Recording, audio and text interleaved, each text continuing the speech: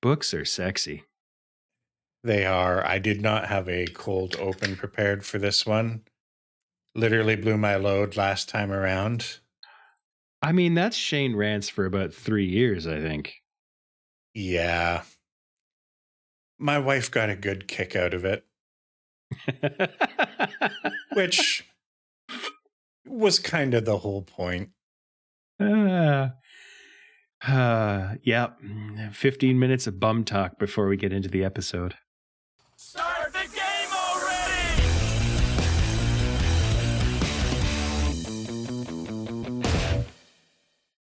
To be honest, I mean, we're so unprofessional that having a cold open is just out of character for us anyway.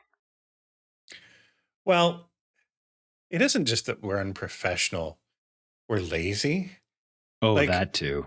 our cold open used to be that I would, in the edit, take something that was interesting from a random part of the episode or often towards the end, and I would pull it forward in the edit, and it would be more of a tease than a cold open. But then that was just work. Yeah. And let's be Fuck honest, that. not all of our episodes had something that was worth snipping out and pulling forward. So yeah, that's fair. then That's fair. you tried to tell a joke once, it fell flat, but we've just kind of stuck with that formula since then. Oh man, yeah. I think it was Cotton Eye Joe or something like that. I don't even remember. Here's the funny thing, right? I was watching a review of something the other day and it reminded me so much of myself where it was a podcast and they were critiquing someone's stand-up routine. Right. And the critique was largely, okay, well, I can tell that it's a joke because it has the structure of the joke, but I'm not sure why it's supposed to be funny. I just call that communicating with you on a daily basis anymore. I mean, I amuse myself. The rest of you probably don't get it. And I just assume that's because I'm smarter than everybody else. But usually it's just because I'm, working at, sort of a 30-degree angle to normal. Well, here's how bad it's got, right? I'm so used to trying to wring meaning out of random words that you string together, mostly when you're communicating by text. Oh, Right? God, yes. Like talking to you isn't a big problem. What was it that you said that just totally confused me? Where I was asking about whether we were going to be recording, and then you mentioned something about, do I have a show doc up or something like that? And I was interpreting the message as like, is he accusing me of sticking up a doctor? Is this something to do with like the health issues that I've got going on? Like, the literal meaning of the phrase was the last thing that occurred to me. And you explained it. You're like, no, did you put a show document up? I was like, fuck me. Derp. I derive great joy from telling people things that they just don't know. Oh, we have a friend who's she's just very innocent, right? And there's no excuse for it. Like, she's retired, right? She's not young, not old either, but not young. And I really enjoy making double entendre jokes about things that she has said, and everyone around her is laughing, and she's just looking around and going, "What? What? I don't understand. What?" Oh, Man, it just amuses me to no end. it's good that it amuses someone. Yeah. And that's just it, right? Like, I take no responsibility for your entertainment. I take responsibility for my own entertainment. Yeah. And those of you listening, you can wring whatever entertainment out of this you like, and if you don't, you've probably already tuned out by now anyway. So who cares?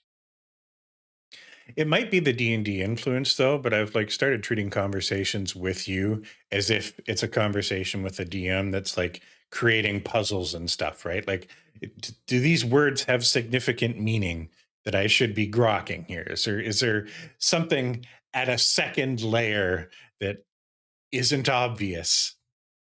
What does it mean? You just keep failing your insight checks. What are you drinking, man? I once again have a fudgy brownie Sunday nitro stout. which I have shaken well and poured hard. Because it's chocolatey. I'm running out of winter beers. I'm just about to get started on the summer fruity stuff. How about you? Well, funny enough, I have a Bob Cajun Brewing Company chocolate stout, Oh, there you go. which I can't remember if you had this one once before. I think maybe you did, or maybe I Maybe. did. I know there was one chocolate stout I had that was definitely not chocolate, which is most of them, I think. Most of them. The other thing I have, I've not seen it before. I'm going to pronounce it wrong. Tassa, Tawse cider. Product of Canada. Oh, there you go. Tosse Winery, Cherry Avenue, Finland, Ontario. So we'll see what that's like. Carbonated cider, 100% Ontario apples. I'm hoping that it's By not Canadian. too dry. Yeah, I'm hoping it's not too dry. I'm not a huge dry cider guy, but it's what I got. I think I'll start with a stout, though. Well, by the time you get into the cider, you won't really care too much about its flavor or its dryness. Oh, well, it looks very dark. I just Does it opened ever? it splattered all over me, and it looks like chocolate pudding. And once again, we're back to the butt talk. Shane's licking it Okay. off his fingers.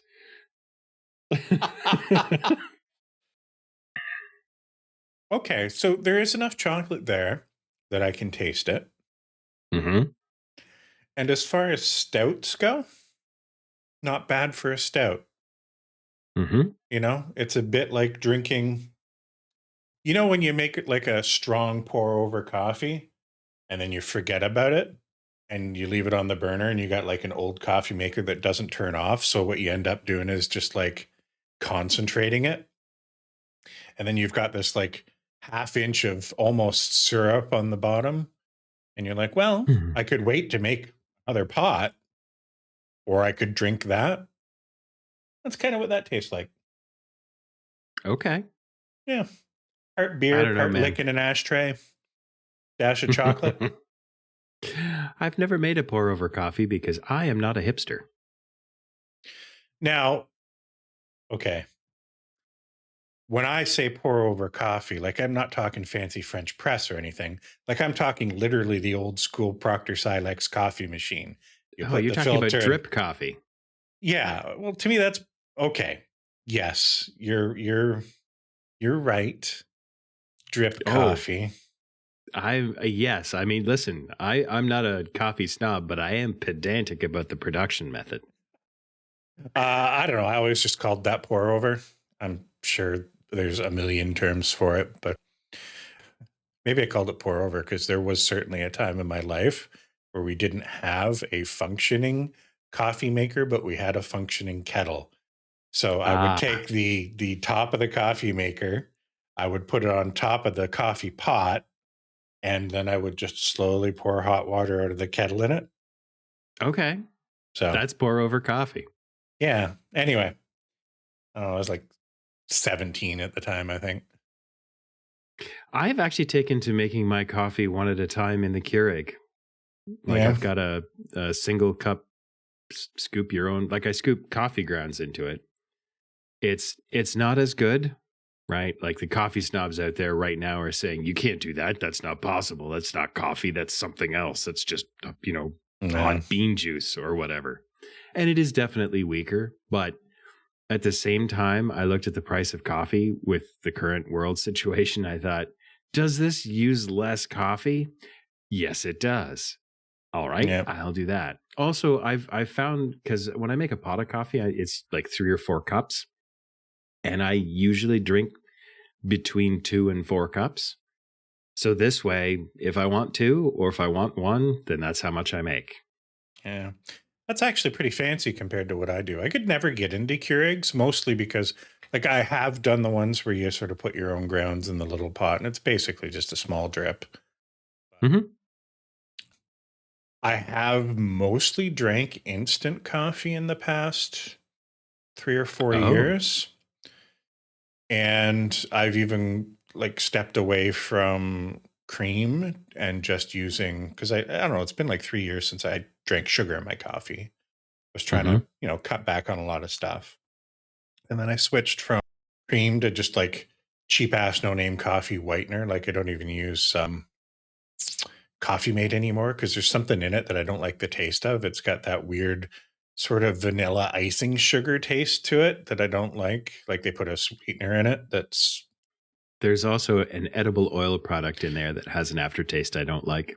Yeah, and it was a recent change because I used to like Coffee Mate, and then it hit this point about 3 years ago where the formula must have changed, and there was just something about it that was inherently artificial tasting. Like it tasted slightly like French vanilla instead of just whitener for coffee. So now I just get the no-name stuff, which is different. And that's sort of what I have every day. And now I've grown so used to it that when like I go out to a restaurant for breakfast, which isn't very often, or like I hit up a Timmy's or a McDonald's and I get the coffee, I don't even like it. It's much stronger when you get it in a restaurant, I find, because if you brew it according to the directions, I find it's too strong. Because I drink it black now, with no sugar, and it's weaker coffee is fine if you drink it black. Yeah, I think for me it's the opposite. Like making the instant, my mix is off, and I'm probably drinking it a little too strong. Even my sort of medium roasts are tasting a little bit like a dark roast, but with a caffeine kick of a light. So, Okay. Yeah, definitely not a snob about it. Nope, it's functionality. So this episode is supposed to be the episode where we mostly talk books. We teased it last time around.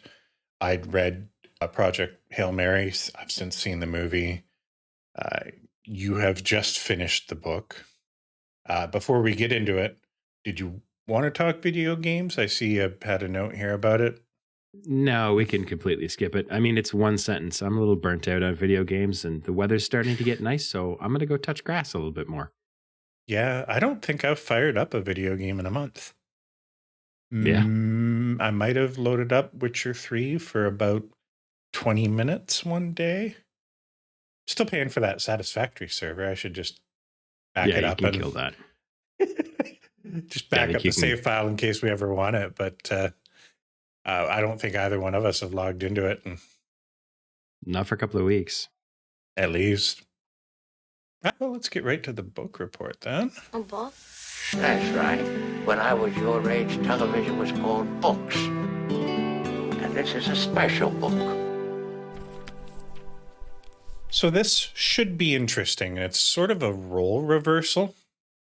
I read Project Hail Mary in a couple of days, like 3 weeks ago now, maybe 2.5 weeks ago. It was a bit. I gave you a copy of the book. And even though I was partway in the book, like I kind of expected that you would finish before me because you normally do. You've just finished it because you've been super busy. And now this book is like 5 books ago for me. Oh, wow. That's crazy. Yeah. As part of not playing video games for the last month, I've just been chewing through stuff, which has been nice, Like I'm getting back to my old reading pace. Like I notice that I'm digesting them faster, which is cool because nothing made me feel old. Like realizing as I was getting back into reading again on the regular, how much worse I was at it than I used to be. Your brain is a muscle. Yeah, so I was half tempted to try and speed read the book a second time to prepare for this conversation because it has been a hot minute and I've now both seen the movie and read a bunch of books afterwards. But I'm going to do my best. Let's start off with some general impressions. Did you like it? I did. I wasn't after the first, I'm going to say 1 or 2 chapters. I really wasn't sure I was going to like it. I did look up a couple of impressions of the book before I started reading it, which was a mistake. If you are going to start reading it or you're going to jump into it, I would suggest don't.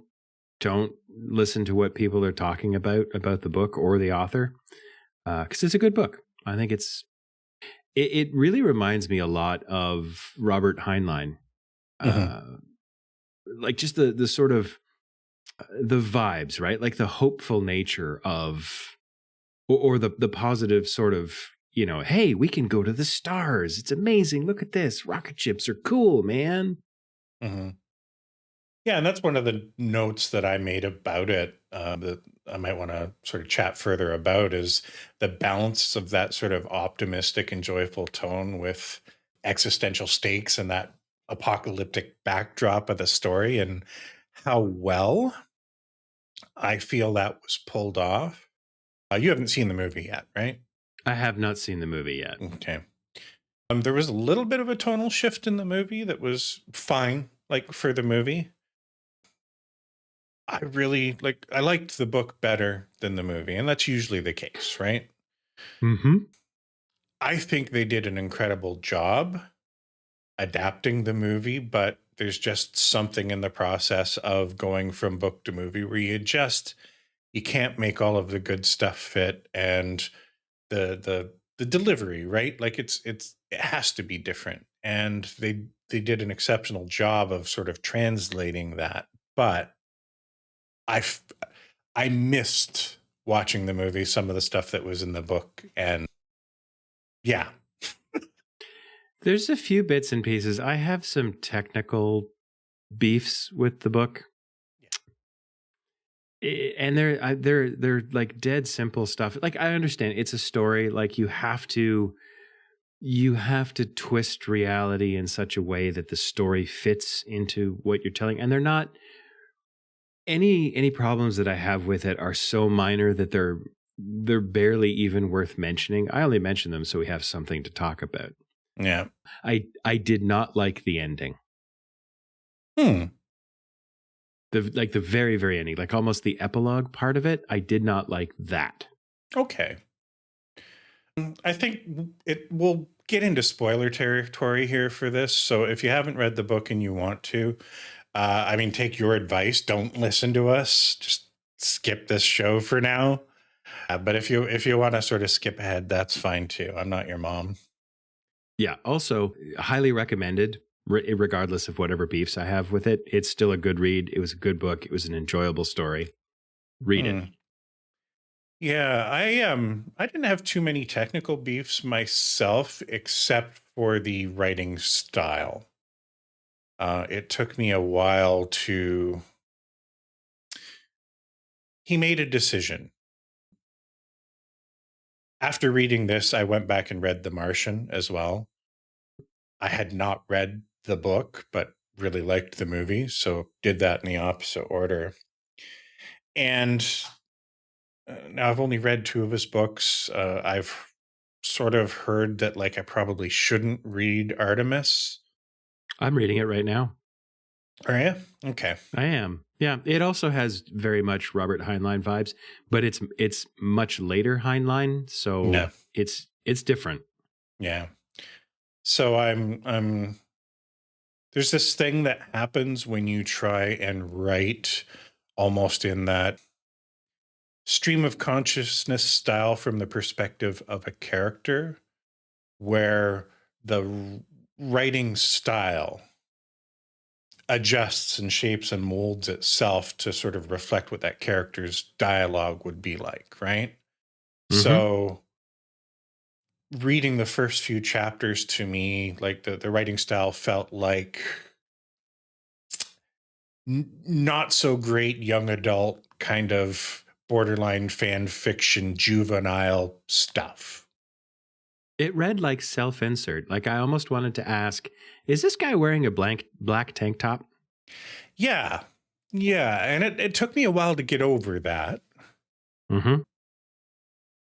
In the scope of the full book, like it made sense, Mm-hmm. because some of the other stuff that we'll talk about, the sort of nonlinear storytelling and the flashbacks and stuff, like it really played well with that, but taken in isolation, especially in those early chapters, it was just like, wow, this is, you know, This doesn't feel like a guy that's won all the awards and had, the the books adapted into, extremely successful movies. This feels like 50 Shades of Grey.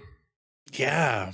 Or, the like drugstore knockoff version of 50 Shades of Grey. 49 Shades of Puce. Yeah. So it took me a while to get over that. But beyond that, I enjoyed pretty much everything about it. Mm-hmm. You mentioned technical nits, and, one of the things with Andy Weir, especially, at least with The Martian and this, one of his focuses is trying to achieve a certain amount of scientific accuracy. A lot of research goes in, and I imagine a fair bit of consulting and stuff, and review Mm-hmm. by sort of people in the various spaces to, not be perfect, right? Because you still have a story to tell, and all of that stuff needs to be in the service of the story and not the other way around. But, it's clear that he tries to at least achieve plausibility in most of the sciencey stuff that he writes. I do not actually have any technical nits with the science. To be honest with you, most of the science is like, all right, I'll just assume that it's correct. My complaint, honestly, is about the management up front, right? You have 6 people who can make this trip, and you put 3 of them on the ship, and you put them all to sleep and hope that the software doesn't crash, right? In reality, what would you do? You'd put all 6 on. I mean, there's some weight balance considerations here, so maybe that's why, yada, yada, yada. But it would make much more sense to build the engines a little bigger, or store a little bit more fuel, put an extra person on board, and always have someone awake to monitor the computer putting people into comas. Yeah. Obviously, spoilers, that wouldn't have worked with the way that the story worked out. Yes. But like that, and that it seems to me that that's probably something that, okay, well, in order to make this work, it has to be like this. And that's fine. Like it's a nit, like I say. It's not a complaint, it's not a fault, it's not a flaw. It's just a nit that I felt like I had to pick. Oh, the other one, this one really bothered me, is the same thing that happens every time an American writes anything about Canada. The only flat spot in Canada is in Saskatchewan. No, that's incorrect. But thanks for coming. Thanks for the mention, I guess. Yeah. I mean, the most consistently flat spot. And even then, it's all rolling hills, right? Like, why not land it in Montana? It's right south of Saskatchewan, and it's just as flat. Anyway, it's not important. It doesn't matter. No one who reads the book, except for me, is going to say, yeah, that's not quite accurate. It's fine. Like everything else, it's like, I have a complaint. It's fine. Yeah. One of the things I've really enjoyed about The Martian and this is that not only does he put the effort into making sort of the science plausible, but science as an idea, as a concept, as an aspiration kind of becomes almost an important character in the stories in and of itself. Mm-hmm. Which I really enjoyed in this. Like it wasn't a crazy long book, but it still felt like they took the time to really make good on like the discovery aspect of the science and take you along through that journey. And, I can't help but think there would be young people in school reading this book that will choose to become scientists because of, the joy that this novel portrayed and celebrated. You mean the movie? Young people don't read books. Yeah, that's less true, I think, now than it was 10 years ago. Well, that's a hopeful stance, and I hope it's true. I really do. I agree. I think young people are giving up screens, and they probably should. Good for you, young people who are listening. A lot of people listening to audiobooks. Yeah, fair. Speaking of audiobooks, and this is a massive aside, I found a YouTube video where someone has read the entire Conan anthology by Robert E. Howard. And it's worse than you imagine. Is that public domain, or is he just did it anyway? I don't think that his estate is going to fight it if it's not public domain. It should be. I mean, he wrote them in the 30s. Yeah, it's got to be close.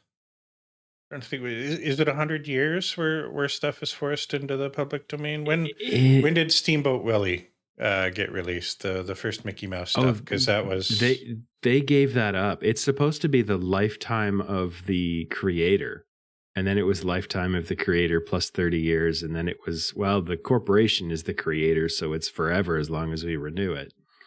Copyright law, especially in the US, is very, very complicated, weird, Byzantine, and crooked. So I'm not sure. I don't think anyone's going to go chasing him. And if they do, whatever. Anyway, it was bad. Back to our story. So what did you think of the nonlinear storytelling and the sort of setup, the convenient amnesia that was explained at the end, of course, but the way it allowed them to sort of move back and forward in time in the delivery of the narrative? I think that it made the sort of twist at the end possible, and it worked pretty well, right? It was, I wouldn't say it's nonlinear so much as it's parallel on two time tracks. I mean, like however you want to describe it, but it definitely sort of starts present day and then some point in the past and then flips back and forth until the two of them meet up. And after the first one, I was like, oh, okay, I see how this is. Because it sort of makes sense in the shtick of I've lost my memory and this is how I'm getting them back. It also worked really well to move the story forward, because there's two, like there's an A story and a B story, right? The A story is I'm in space and I'm trying to solve this problem and I don't remember how I got here or what stuff is. And the B story is, how did I get here? What's the Earth going to be like? You know, what is the problem? And I thought he did it very well.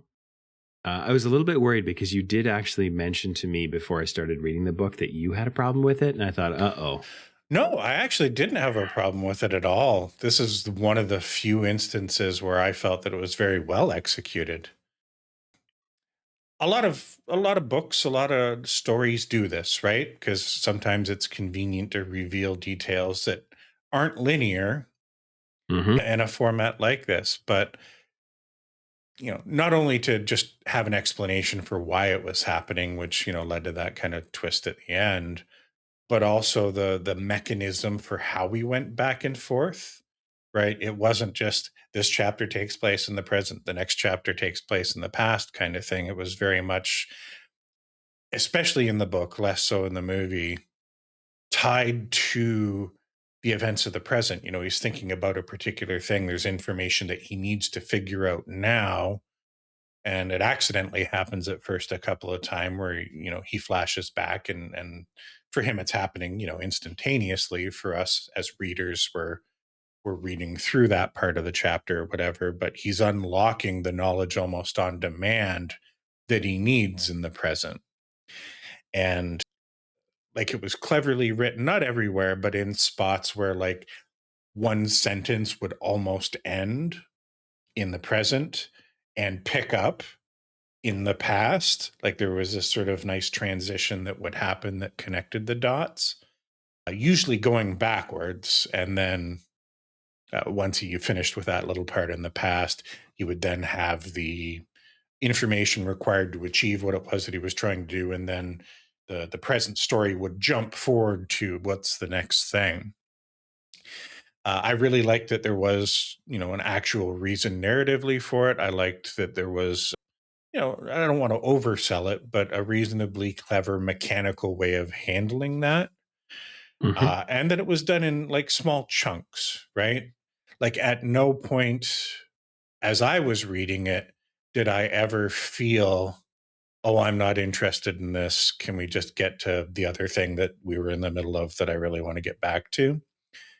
I felt engaged with both, and I never, it never was drawn out long enough that I felt starved or the need to even think about skipping ahead. And Mm-hmm. that's rare for books that do this for me, the kind of stuff that I've read. I try not to skip ahead in books, but there's some where it's just like, you get reading George R. R. Martin as an example, not necessarily of the non-linear linear storytelling, but all the different point of view characters that he has. And, as you get to like the fourth book of the Song of Ice and Fire, and he's introducing new characters and new parts of the world, it's just like, I don't care about this guy and these new people, and maybe you got plans for them in the future, but you know, you've already hooked me with the scale and scope of this story that you've created. This is a distraction now. This is an unwanted distraction. And If I you're didn't gonna feel that do way. that, no, and nor did I. It was I also feel in a lot of cases where you're flipping back and forth from one point of view to another, whether it's a different character, whether it's a different time or a different story or what have you. Most of the time there's one or two that I'm interested in, and then there's usually one or two that I'm not. If you're going to do that, you have to connect them somehow to the story that we're already interested in. Right? If I want to read a new book, I'll go read a new book. But yeah, the Project Hail Mary really does tie those two together in a way that makes you. I don't want to, like, you don't so much crave, but it's, oh, okay, this is informing each of the individual time frames or points of view is informing the other one. So you end up with, rather than two different stories where you're having to keep track of differently, they're the same story, and it's very apparent that they are. So it's really nice and tight, honestly. All right. Which is rare. Enough of this shit around the edges.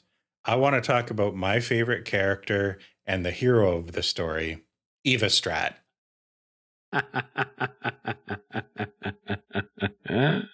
What did you think of Eva Strat? Well, as soon as they described her as Dutch, I'm like, okay, yep, all of this is fine. It's all fine. Yeah. We have both spent a lot of years in sort of trudging through bureaucratic bullshit. Just on principle, Eva Strat would be my hero. She cuts through all of the stuff, but there's so much I can't help I can't help but think, what if Eva Strat was evil? What if she was in it for her own personal gain? Well, and that's the interesting part of the character, right? Because I think the average person reading this, if they're not going to put a lot of thought into it, they're just breezing through it. She is the closest thing that the book has to like a true antagonist, like, an anthropomorphic antagonist character. Yet at no point is she ever really the antagonist. It would be easy to read her as, oh, that's just a bitch that wants to get what she wants. And there is that sort of on the surface, but you realize, especially in the book, and the biggest disappointment of the movie for me was their portrayal of her. I get that they just didn't have the time to do it. But in the book, they, you know what, I'm reading into this through the lens of some of the books that I've read more recently. And one of the things that they've focused on, and I know it's real because we do it in our own world, is that when faced with even existential crisis, the vast majority of humanity is still going to wallow in short-term self-interest. They're not going to do what needs to be done, and they're going to go out of their way from preventing anybody else from doing what needs to be done.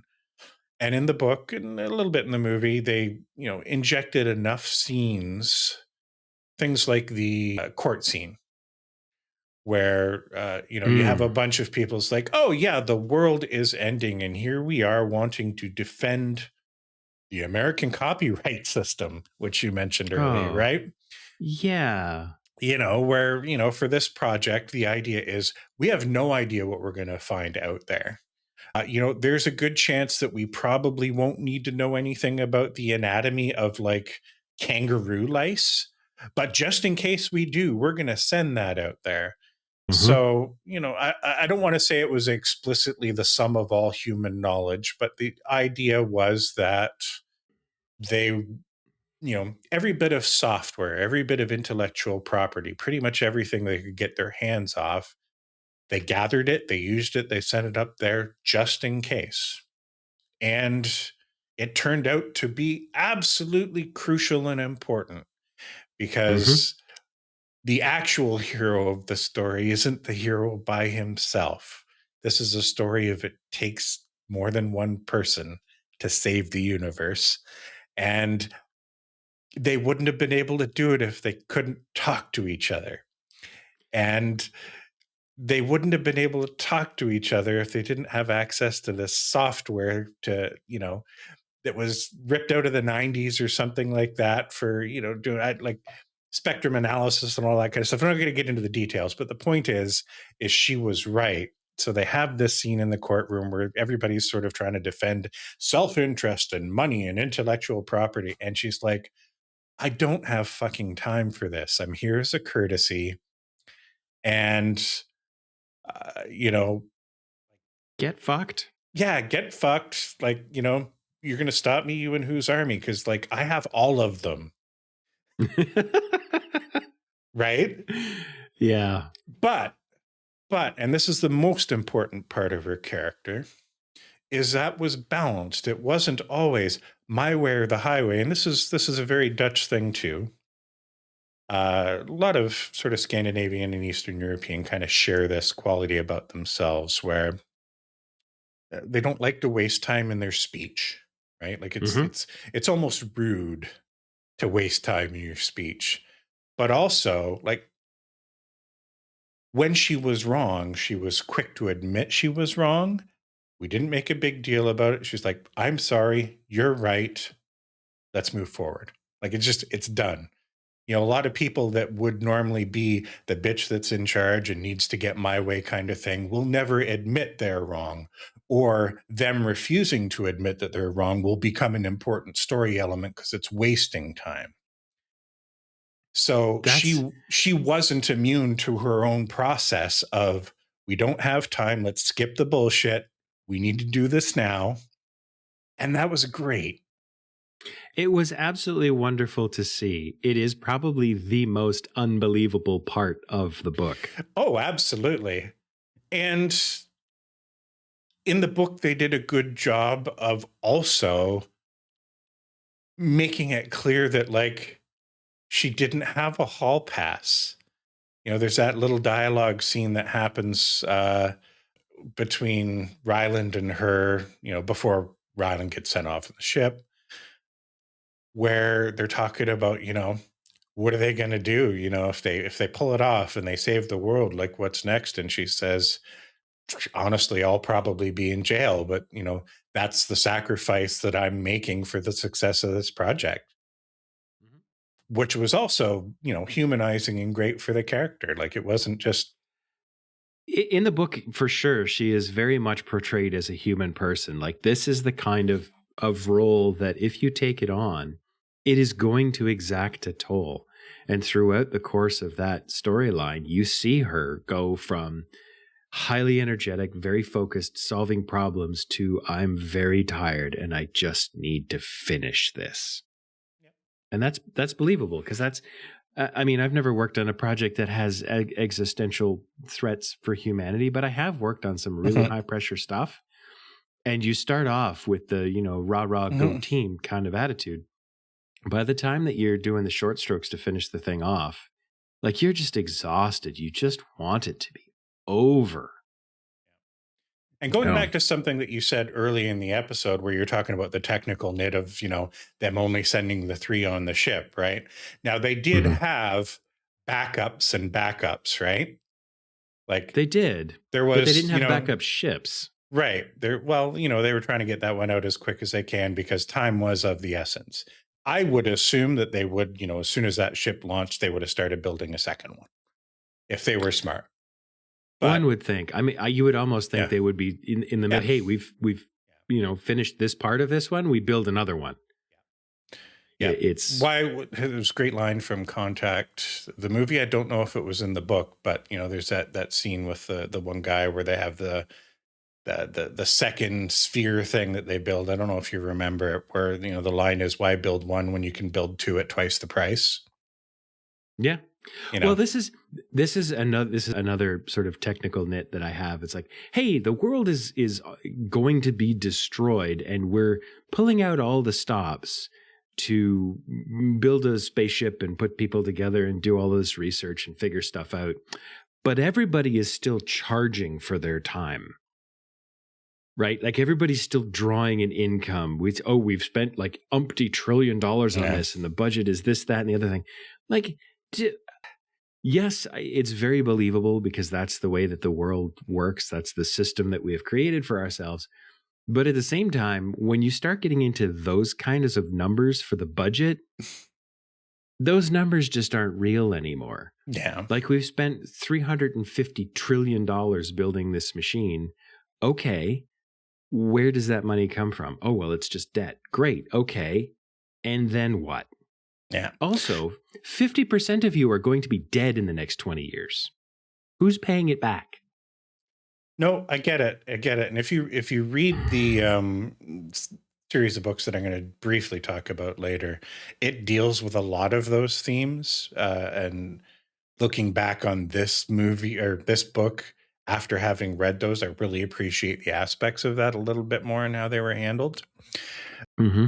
But getting back to my point about Eva, they had their A team astronauts. They had their B team astronauts. Rylan Grace, the closest thing we have is to the true protagonist and sort of the point of view character in the book, was the C team, was the D team even. We don't have a C, D, or E options, and we're desperate. So you're it. And the one thing they absolutely did not have a backup for was Eva Strat. True. Well, here's the thing, though. Like in talking about her character and the way that she behaves and the altruism that she displays, I don't think that there is. I would doubt that there is that kind of a person actually in existence. Like I would very much doubt it. So having a backup for someone that unique would be very, very difficult. The other thing that's a little bit hard to believe, it's just speaking of the things that are a little bit unreal, and you have to do this in order to tell a story, right? You tell a story about the people who, by hook or by crook, by chance, for whatever reason, become that person. The idea that all of the governments in the world would pick one person and say, okay, run with it, and we'll give you all of our resources. Like, I don't think that when the UN Council meets or when NATO meets, I bet you that they do not have any kind, like they can't even agree on where they're going to order lunch from. I guarantee it. So the idea that they're going to agree that, hey, this one person who is obviously very qualified for it, in addition to that, the amount of misogyny that exists in the world, that they would choose a woman, like she's obviously the most qualified, but I guarantee you that in the real world, there'd be 500,000 old white men saying, well, a woman can't be entrusted with this terrible responsibility. We have to put a man in charge. No, and we're all doomed. I'm not saying it's realistic. I'm just saying that I think she was my favorite character in the book. And listen, I don't want to work for a boss again. I don't want to have a boss besides my cat. I'm my own boss now. If I had to have a boss, I would want it to be her. I don't need a boss that's nice. I need a boss that doesn't waste my time. I need a boss that's willing to respect your expertise when appropriate and have your back when you need it. Those people are rare. Hearing that there probably isn't a real Eva Strat out there means that it probably can't work for anybody again. Well, okay, so I have a personal anecdote because I have worked for and if my current boss is listening, close your ears for a second. The best boss that I have probably ever worked for was out west, and he was objectively not a very good person, but he was very competent. He was highly effective. He would assign you work, give you a deadline, and expect it to be done, and that was it. Right? Like if you didn't need more input from him, he did not expect to talk to you until you were done.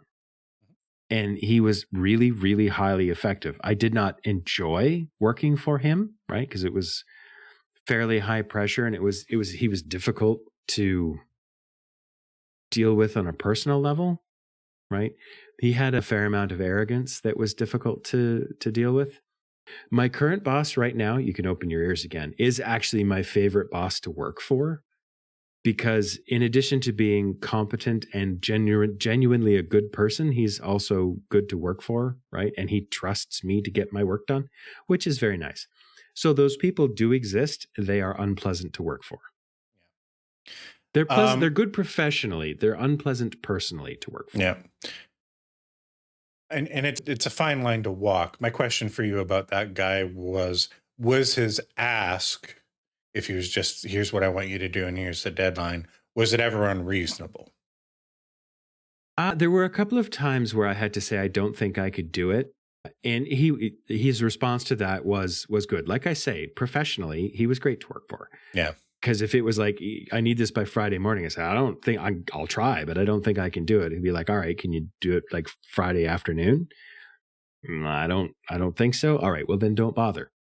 Because I need it Friday afternoon for a particular meeting. And if you can't do it, if it can't be done, then I'll go without it. Like, don't waste your time on it if you can't finish it. It was never vindictive. It was always just a question of, I need it. You can't deliver it. Don't start. Yeah. And that's cool. Like, you know, you can put up with a certain amount of like the bad interpersonal stuff as long as like they're also reasonable, right?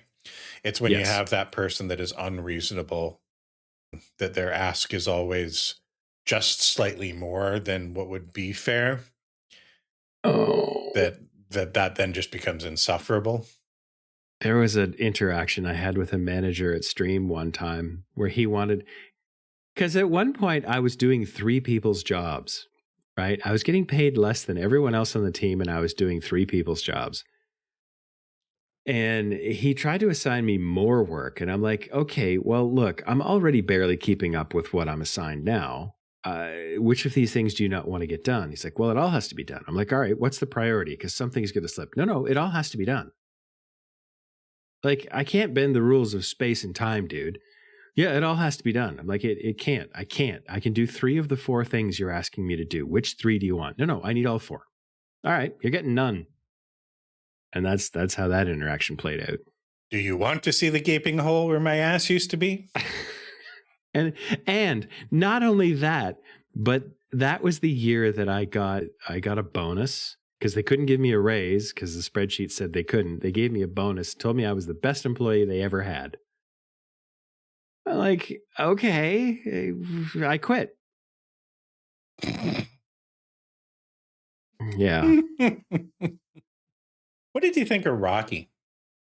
I liked Rocky. I liked one of the things about the interaction between Ryland and Rocky that I really enjoyed is that they weren't always buddy, right? Like this plays out like a buddy cop movie a bit. Mm-hmm. Yeah. And that's great. I mean, it works really well. I like the fact that Rocky doesn't play second fiddle, like he's his own person. There's a temptation, there's a sort of a trope that happens when this happens. You see it in Robinson Crusoe, for example. You know, my man Friday, I taught him to speak English and he became subservient to me because, you know, supremacy of the white man, yada, yada, yada. There was an even exchange between humanity and this alien civilization where there's stuff they do better and there's stuff we do better. Yes. And that was a really nice balance and a very unique way to deal with it. It shouldn't be that there's a lot of behind the scenes sociological things that are very logical in the book, where why do we have a similar level of technology? Probably because of this. Oh yeah, that's sensible. Great. Why does this happen? Here's the weaknesses of humanity. Well, here's the weaknesses of my species. No, you can't watch me eat because it's weird. Right? There was a unique sociology to his behavior, to his society, that I really did appreciate. Same. I liked the way they portrayed him in the movie, but they just had to gloss over a lot of that depth. Mm-hmm. So he came across in the movie more like the sidekick rather than the partner. Yeah.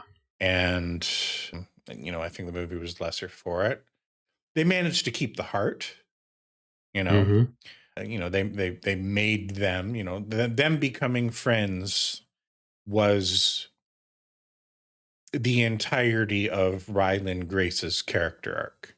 That is why he found the courage to make the hard call when previously in the story that we find out later, he'd failed to do that, right? Yes. Yes, Ryland Grace also, helped find ways to save not one world, but two. But the meat of his arc was forming this bond. And he was an interesting character, wasn't selfish in a harmful way or anything. Like, he was that, for those of you that haven't and don't care about spoilers, he was that, cool teacher, science teacher kind of thing. He'd had an academic career that didn't really go anywhere, landed him in some trouble, and he sort of fell back into comfortable Science territory. Science teacher, didn't seem to have a lot of ambition beyond that. Didn't form any kind of real relationships that lasted in his personal life. Like, that was just kind of who he was. And we all know people like that. Mm-hmm. And when faced with the unexpected decision about, listen, our science person died, the backup science person died. In the movie or in the book, there's yet another reason with this whole sort of genetic thing tied to the induced comas. You are one of, 7, like 1 in 7 that pass that test, and you're already up to speed on the mission, and we don't have time. You have to go.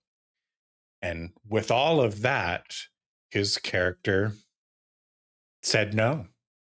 His character couldn't muster the courage to, it was a suicide mission on paper, right? Mm-hmm. And he chickened out. And Eva, being Eva, had to make the hard call and did what she did. And he wakes up with no memories on the ship. And that's how we sort of pick things up. To clarify, no memories of who he is or how he got there, but retains all of the skills and sort of inherent knowledge and education type stuff, which, that in itself is a little unbelievable, but for the purpose of the story, worked great. And, through rediscovering his failure and building a relationship that mattered with this alien that just happened to be on the same mission as him, and realizing that neither one of them could pull it off by themselves when faced with another similar hard call. Oh my God, my buddy who, I just waved goodbye to, X days ago or whatever, he's not going to make it home and his planet is going to die. I can either go home and live, surprisingly, because I thought this was a one-way trip and then it turned out not to be, or I can turn this back into what I think is going to be a one-way trip and turn around and help my buddy. And he turns around, which was great. As far as the portrayal of Rocky as like an alien, I kind of really enjoyed that. Like, it sort of, like, it felt alien without being off-putting, which is, for something that has vibes of being spider-like and stuff like that is a tough line to walk. The representation of in the movie is pretty close to what I had in my mind. I think I pictured him in my mind just a little bit more cut gemstone than sort of collection of rocks, but it was still pretty close. I don't know if you've seen the trailers for the movie. I've seen pictures. I haven't seen pictures of Rocky. Okay. But in my mind, he's built out of gray stone. So I'm yeah, you're probably closer to the movie portrayal than and he was mostly stone in my mind. I had more sort of angular kind of, like, if you look at, have you ever looked at like the drawings that they make of like a scanning electron microscope image of like a bacteriophage? So those types of viruses that look like they're manufactured, where they've got like this almost gem looking kind of thing, and then there's like a proboscis and legs that kind of stick out. It looks like something that is part machine, part insect. No, I don't. But the description is quite distinct. You know, I wasn't picturing exactly that, but I was picturing something that had that sort of, at least in the central structure, that sort of symmetrical, almost like faceted kind of shape. And D20. You know, that's the beautiful thing. Yeah, similar. It's a beautiful thing about books. I mean, you can kind of bring your own interpretation of that kind of stuff, and not everybody's painting the same picture. But you know, in both cases, book and movie, I enjoyed the fact that he was alien, but in a way that wasn't off-putting. Like, he was borderline cute. You know, and just cleverly different, right? The idea that like, oh, this thing doesn't have eyes, and that is sort of an important thing. That is a challenge that we need to get around for us to be able to collaborate and solve this problem. We've worked on communicating a little bit. Now we got, you know, you do this echolocation kind of thing, which in the context of what your world is like makes a hell of a lot of sense. Like, there's rationale for it. And, you know, as somebody who's grown up on a lot of like, you know, Star Trek, right, where the idea of an alien is human with bumps on their forehead, you know, or slightly longer ears or something like that. Like, it's nice that they went out of their way to make something that actually felt alien, but then flipped that on its head and still tied it back and suggested that they probably had some sort of common origin anyway, right? There was enough similarity under the hood to suggest actually we are connected and probably related somehow, which, you know, made the fact that it was so alien even cooler, which I loved. Yeah, there's a lot of very clever stuff that happens, and a lot of the clever stuff is not necessarily front and center. Yeah. It does a lot of what makes a good book in my mind is there enough that isn't explained that your imagination is allowed to explore and expand for you to actually not necessarily insert yourself, but in order for you to feel like you're part of the story, right? Like there's a common trend in bad fiction to try to explain too much. Like, some mysteries need to be just left lying on the floor for you to say, well, I think this is what happened. And there's enough of that here. And it's very, very subtle in a lot of ways, right? There's a lot of the stuff with Eva Strat and a lot of the stuff with how does Earth come together. They don't try and explain like, oh, there's a meeting between these people and those people, and this person did that and said this, and there were treaties and all of it. All that stuff is just basically Eva doesn't have fucking time to explain it to you. She's got the authority. She's going to do it. Let's move forward. Yeah. Right. But there's enough of that stuff for me to sort of latch onto and go, well, how does that work? Right. Like, how did that happen? Right. And my imagination is allowed to run with that, which is great. There's a lot of stuff in the book, again, that didn't make it to the movie that I wish they could have touched on, because to me it heightened the stakes, but also like did a good job of really showing like the lengths that humanity had to go to have a chance to survive. You know, things like blowing up Antarctica, right? Yes. Yes, we need to make this climate change thing worse, actually, because that's going to help us buy a few years before we all freeze to death. And, when you get into things like space missions and time dilation and, even crazy sci-fi, wibbly wobbly, high speed travel kind of stuff, it's like, oh no, they're, for them to do this round trip, like it'll be 30 years when they get back. Half the Yeah. people are going to be dead. Let's do what we can. In the most optimistic situation, everybody collaborate, but they won't. And it was good that they Yes. sort of called that out, right? Because you rightfully pointed out that like you have to almost suspend disbelief that they managed to cooperate enough to get this mission to work. Yeah. They made clear that cooperation and will only go so far. And once people start starving to death, people are going to, figuratively and literally start eating each other. Like it's going to get real Yes. bad. Yeah, there is. Oh, I had something and I'm not sure if my brain is hanging on to it. So there's some suspension of disbelief, but there's enough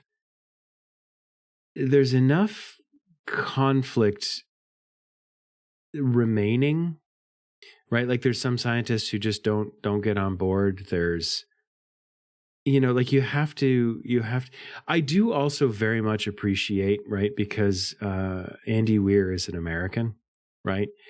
He wrote a story that, okay, the whole world had to come together and the Soyuz is the best launch vehicle to get this stuff into space, right?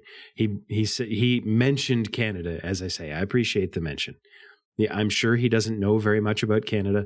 That's fine. Most of the world doesn't. We're quite happy that you don't know who we are, where we are, what we are. But rather than say, America saves the day, right? Like there are Americans involved, and of course there would be. You know what? Like America is still, the United States is still very much a powerhouse of intellectual stuff.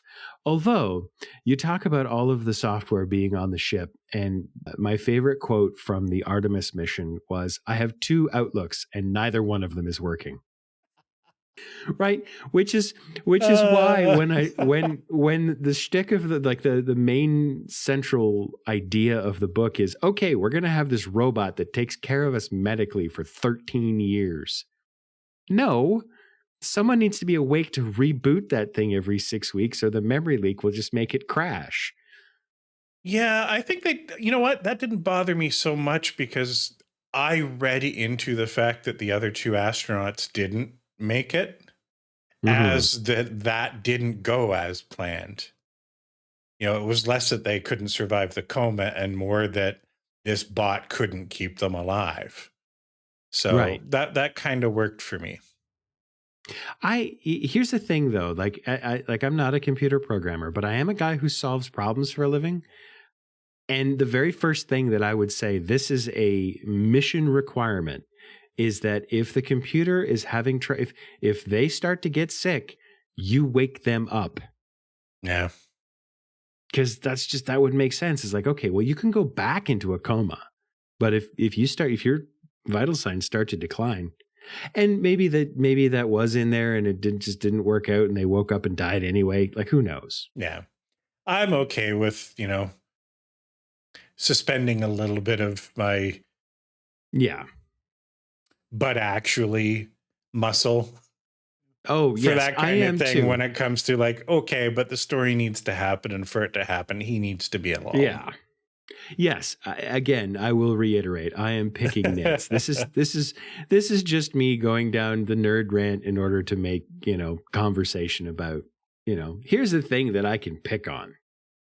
Like the guy wrote this very complicated, very intertwined story with a whole lot of elements that mostly hang together really, really well. And there's just a couple of things where it's like, okay, somebody could have figured that out a little better, which honestly is a very realistic thing. Every project I've ever worked on has been you get halfway through and somebody says, well, maybe we should change this. It's like, dude, we've already done 140 hours worth of work on this. Do you really want to make this change?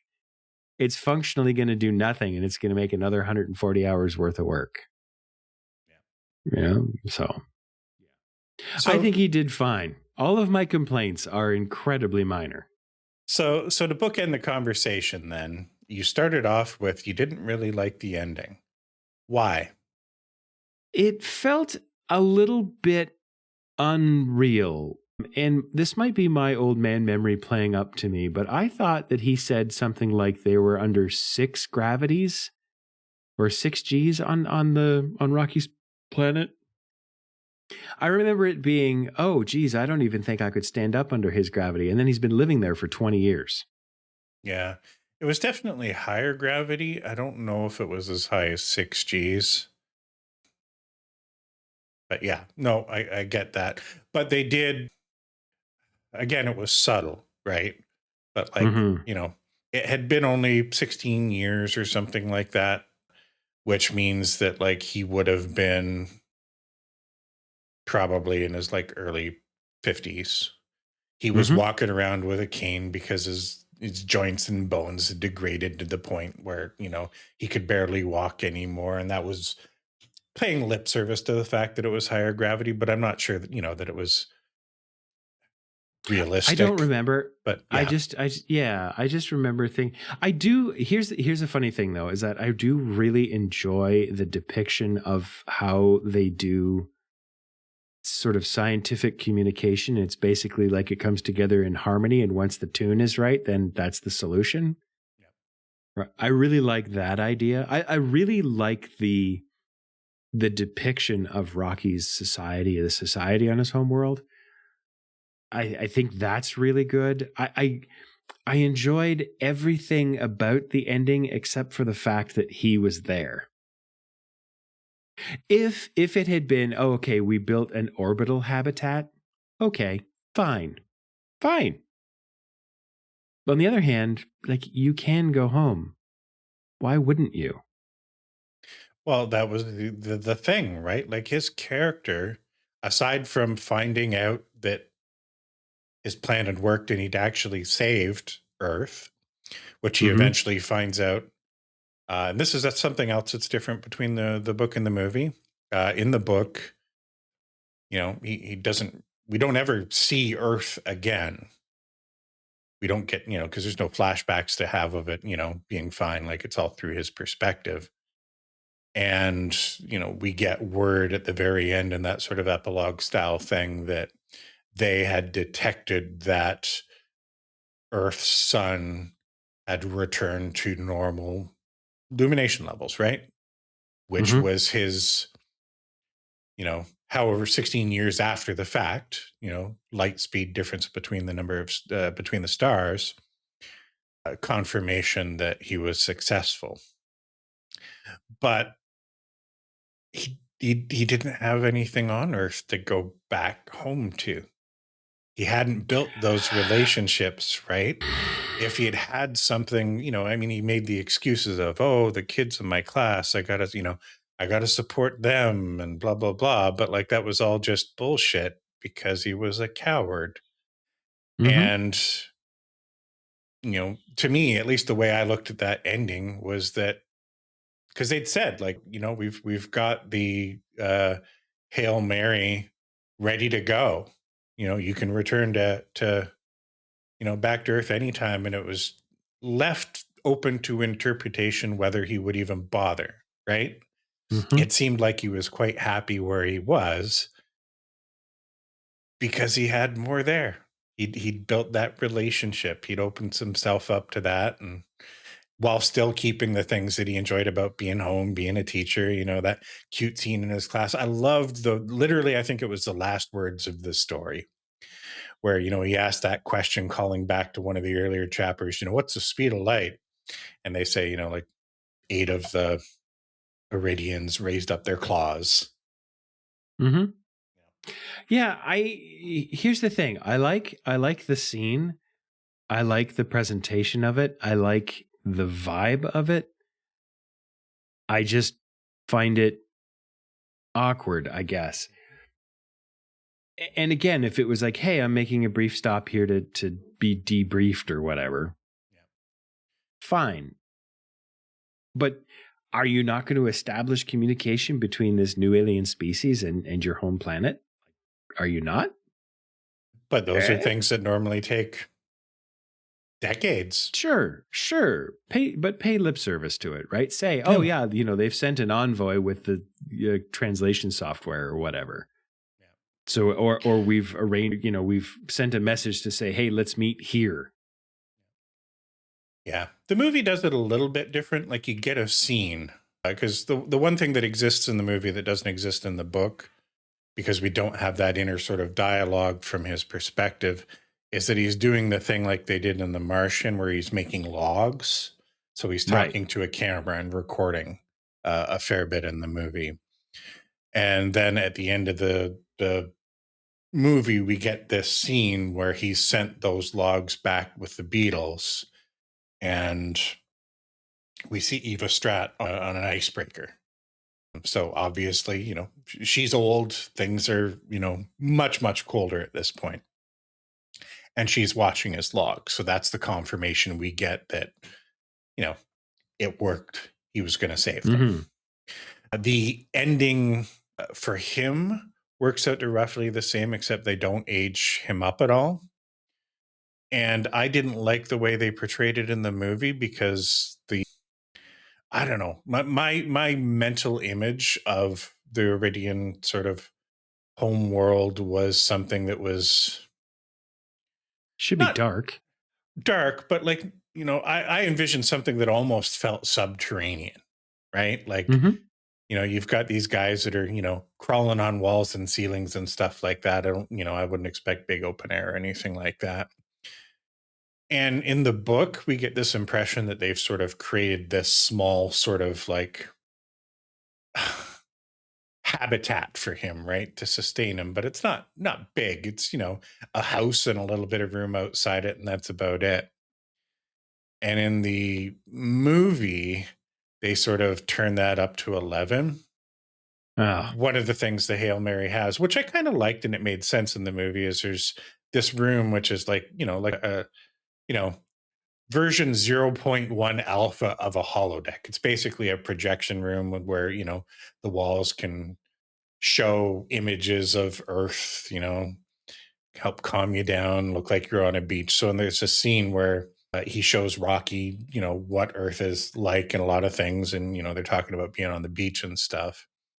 So at the end of the movie, when he's there in this artificial habitat, they've recreated something that is like so vast that they've like basically created a small body of water so that, Rylan can go sit in the sand on the beach and Rocky joins him there. And that's kind of where they hang out, which visual spectacle. Yeah, I get it. It's a movie. It's kind of, but that was the part of the ending in the movie that didn't bother me. And I quite found the book great.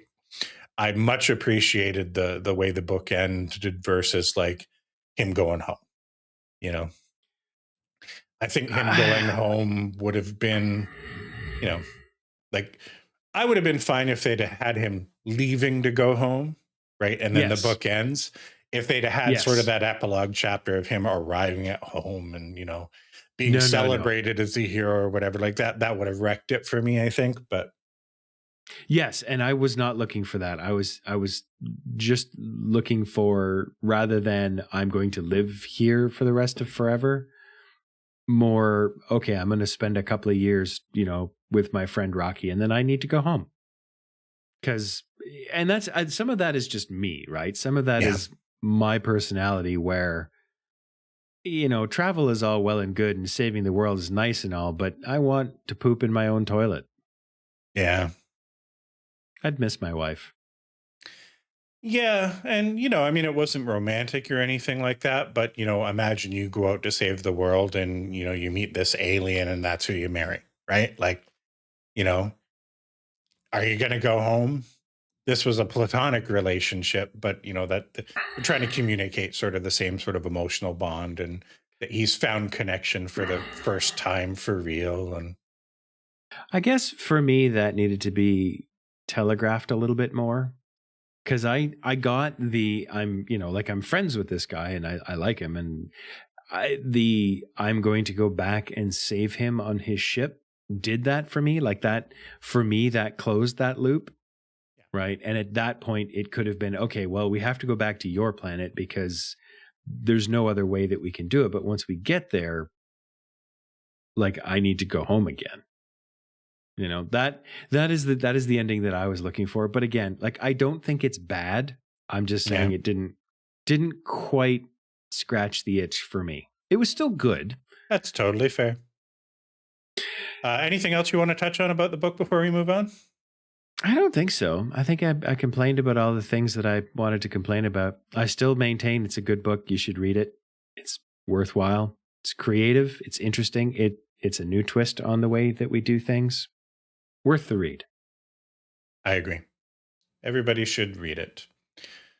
I do want to touch briefly on the trilogy interdependency series by John Scalzi. In a previous episode that never made it to air, we did sort of a long chat about the Old Man's War series, which we both quite enjoyed. We sort of hinted at it again in an episode that did go to air. I decided to go back and read this other series as part of that. And very different. Again, it was one of those where it's like, ooh, I don't know if I'm going to like this during the first few chapters. And then it kind of got its hooks into me. If anything, it had more of that. What's the word I'm looking for here? Snark than Old Man's War had.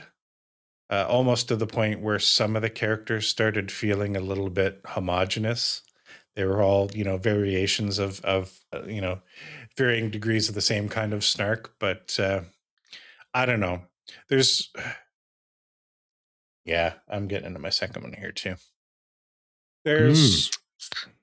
If I were to write down a point form list to summarize this series, and I looked at the list would tell me I probably shouldn't like it, or that I agree with it in principle, but it won't ever work.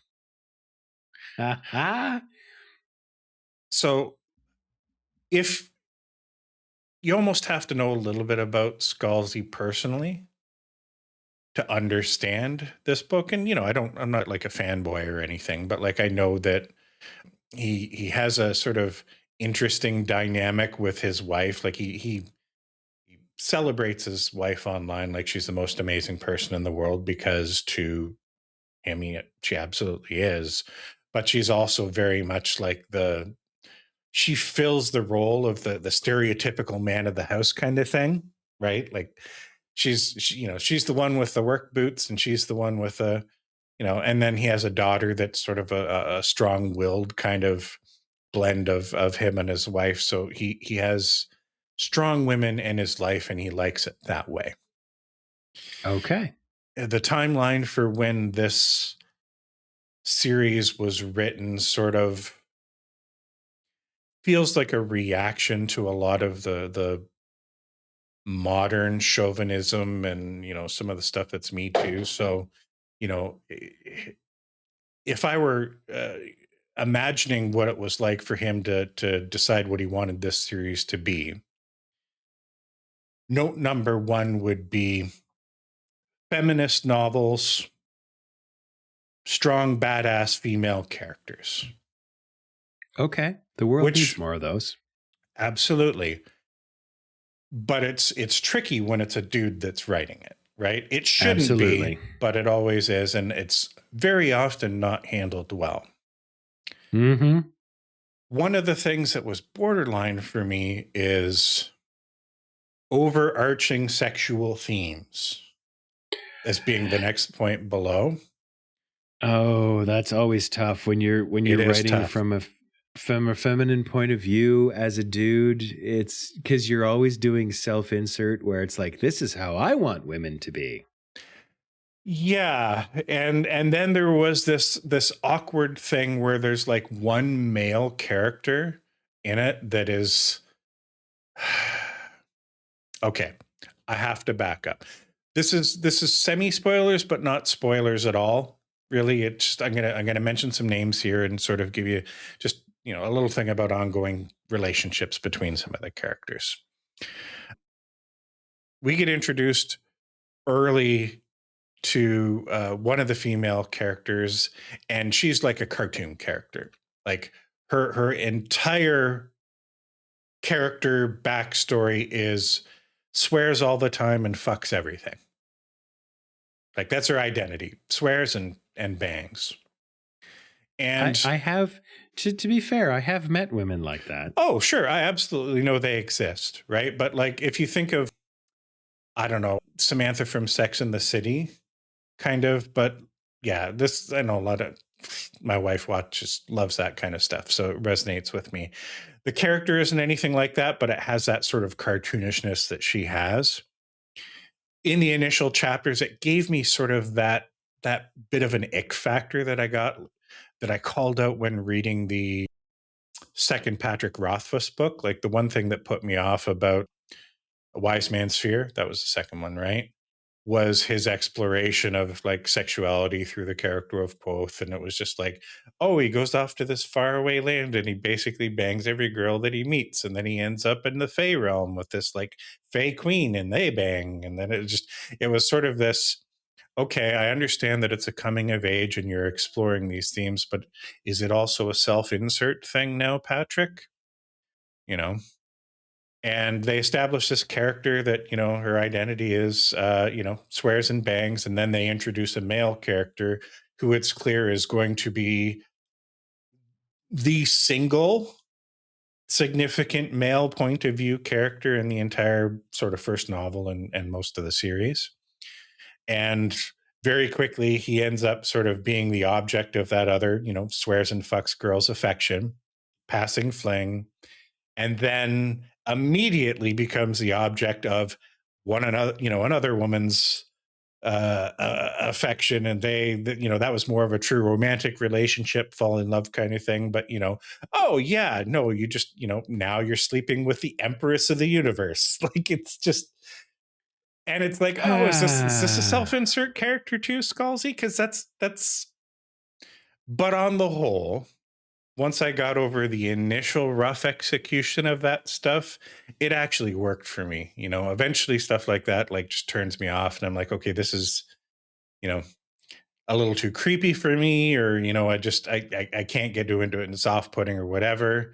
This never crossed that line. And eventually like the cartoon one-dimensional characters get fleshed out, and sort of their fleshing out as a written character is tied to their fleshing out as a character within the narrative and them growing as characters, which made it all kind of work. So, but the series is very different. Like Old Man's War was sort of this weird kind of like, there was intrigue and conflict and stuff like that. And both, the books that we read were all a little bit different. This was very much more like Game of Thrones in space. A lot of political intrigue and backstabbing and power dynamics and stuff. But the basic setup for the series is, civilization as we know it is going to end. And there's probably nothing we can do about it. A lot of sort of capitalistic sort of themes, like, a lot of stuff that I read. And, you get this small group of people that want to try and save as many people as they can. And everybody else is so locked into their selfish, short-sighted ways that, society, and then there's class systems and stuff like that. It's called the interdependency because there's this idea that at some time in the past, this first emperor or empress type character was a prophet or some sort, and they ended up reforming society, and to get around things like wars and sort of conflict and struggle and stuff like that. They basically did it through capitalism, where they created these houses and all of these systems that had monopolies on specific things. So this this system, this ruling family controls grain. This one controls making ships and robots. This one controls, XYZ, right down to friggin' ponies and pigs and flowers and citrus fruits and stuff like that. But the idea is that the society as a whole, this interdependency is so dependent on each other that yes, you'll have your political backstabbing and shit like that, and you'll have plays at, control over like the ruling structure, but as a whole, the civilization is so intertwined and dependent on everybody else that you don't have these sort of major fractures and conflict. But the problem is all of these places exist in space where you have the equivalent of like wormholes that they're using to travel back and forth between these star systems. And something is happening where those wormholes are closing, they're going away. So all of these systems are going to become isolated from each other. And now that interdependency that has worked for them for so long, them having monopolies over specific resources and things, is their doom. Yes. Right?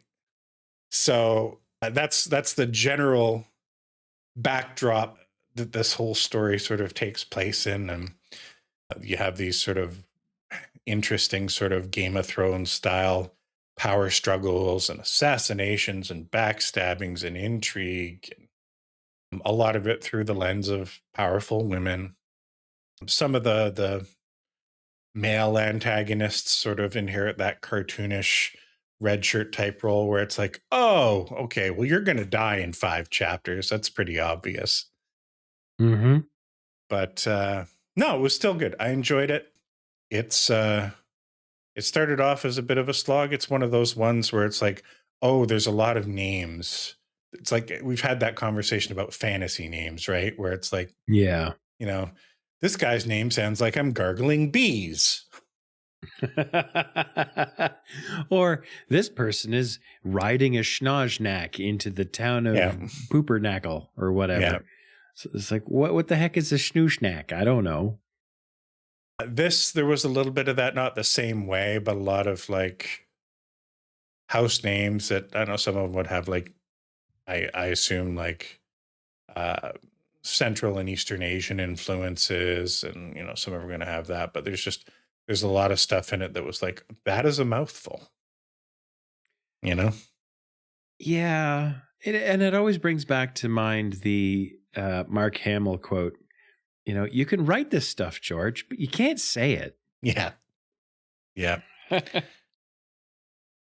But there's always a danger when you're developing a story that you wait too long for the hook to happen. Yeah. Right? You can't do that with the first book you write, because nobody will ever get through it. The first book you write has to hook everybody on page 1, and then you can write a couple of books that people get into, and then they're going to give you the benefit of the doubt that, okay, this is starting slow, but eventually it's going to get somewhere. So I was gratified, though, for you to say that those characters eventually got fleshed out. They did. And I would encourage you to read the series. I think you'll like it. I think you'll probably have a lot of the same struggles I initially had. And I hope that you also come around the same way I eventually did. It could go either way, but for the academic exercise alone, it's probably worth you to check it out. They're not crazy long books. Like I chewed through the trilogy in 5 days, maybe. So, okay. Well, I mean, I'll give it a shot. Let's see how it works. Do you want to do some quick table talk before we call it a night? Sure.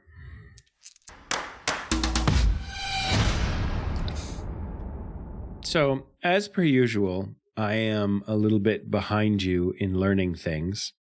So I literally just started learning what West March's style games are. Right. And it is very similar to what I was trying to do with that sort of hub idea. Right.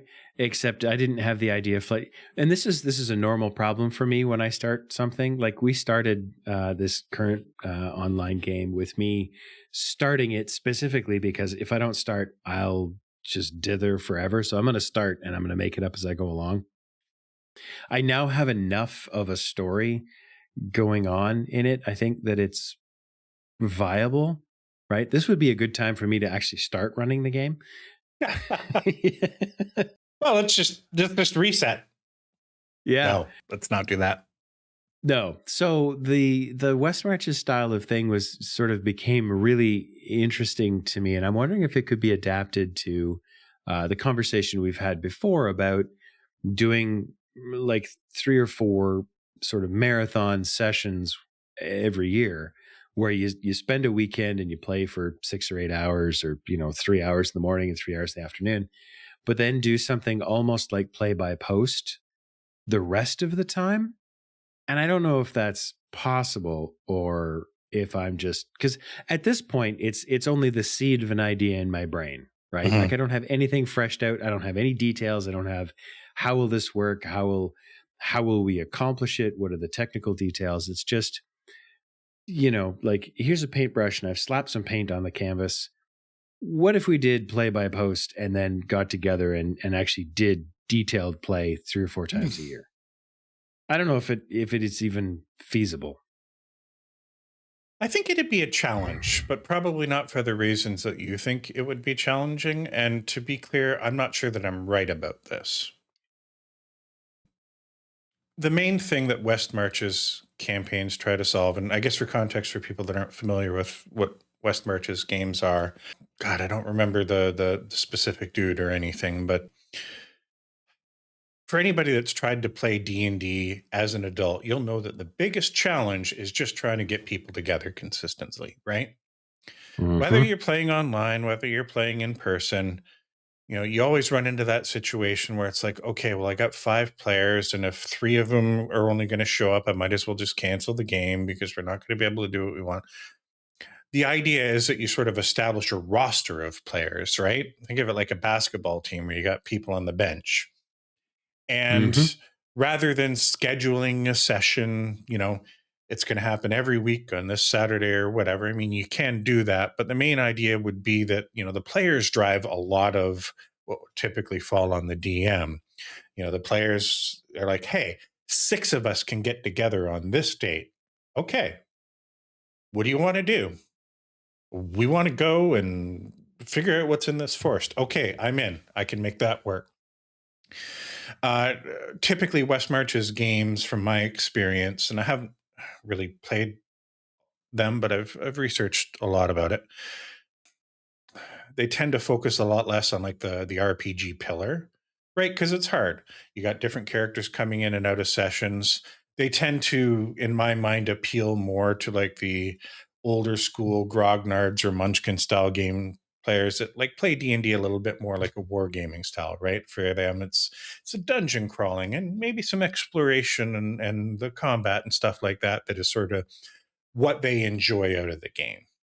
And the nice thing about West March is it sort of cuts away the rest of the bullshit, right? It's like, okay, you're going to go to this place and these encounters are going to happen, and these are, you're going to find this dungeon and you can go here and you can do this thing, and it functions almost like episodic TV, right? You go to this place, you do this thing, you wrap it up by the end of the session, and typically you go back to a hub, town, village or whatever, so that whenever the next session happens, whatever players that can attend, they can go and decide to kind of do their thing.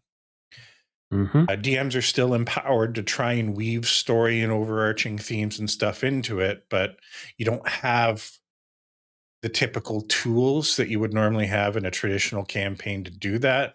Not a lot of role-playing stuff.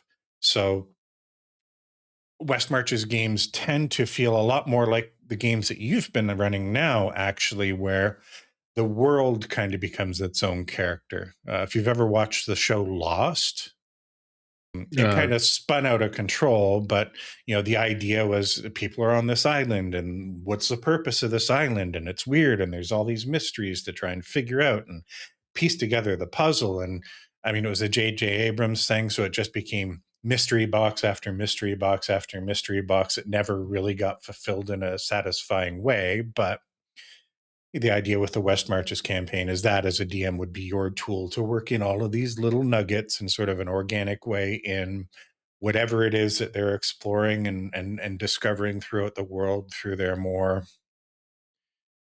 combat focused or exploration focused kind of gameplay to give them a sense of like this, that this is all connected somehow. And story can kind of get put together and players are encouraged between sessions to, have that water cooler talk, share notes, and try and piece together the little pieces that they've learned to try and form sort of a more complete whole.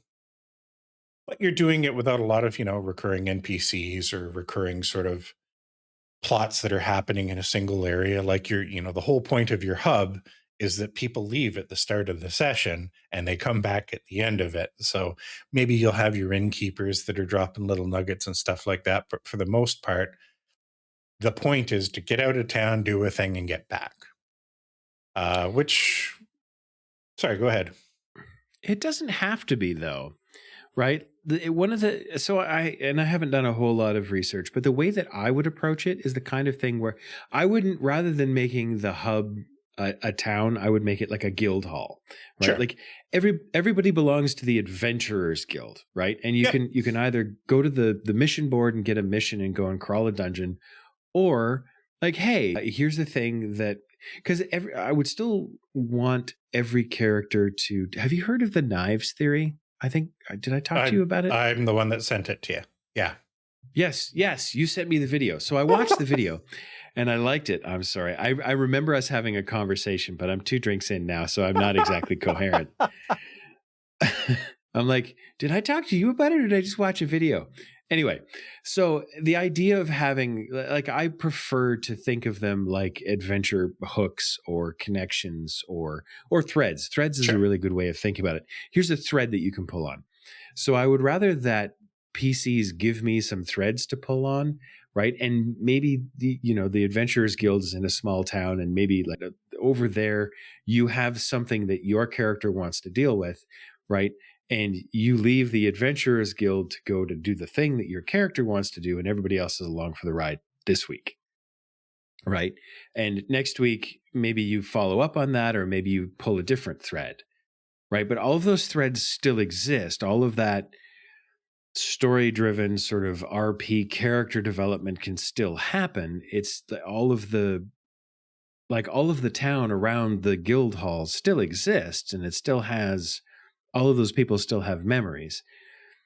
I always have a problem trying to keep track of like, what does everybody know? Because eventually the weight of the lore becomes untenable, right? Where, okay, you've interacted with this person 375 times and I don't remember exactly everything that you've talked to them about, which is fine. You carry on. But and that is the big challenge in trying to work that stuff into a West Marches style game is the multiplication factor, right? Because a lot of West Marches group might have a stable of 20 players, of which, 5 or 6 might only be there at any particular game. But when you're trying to tease out threads and sort of do the character hooks or knives thing for 20 characters spaced out, maybe this character's only here once every 5 months or something like that, like pacing is an issue. The amount of shit that you need to keep track of is an issue, and it's tough to then deliver on that in a narratively satisfying way. So my understanding is that most people who run West Marches games just don't. It's not to say that you can't, it's that they just don't for a multitude of reasons.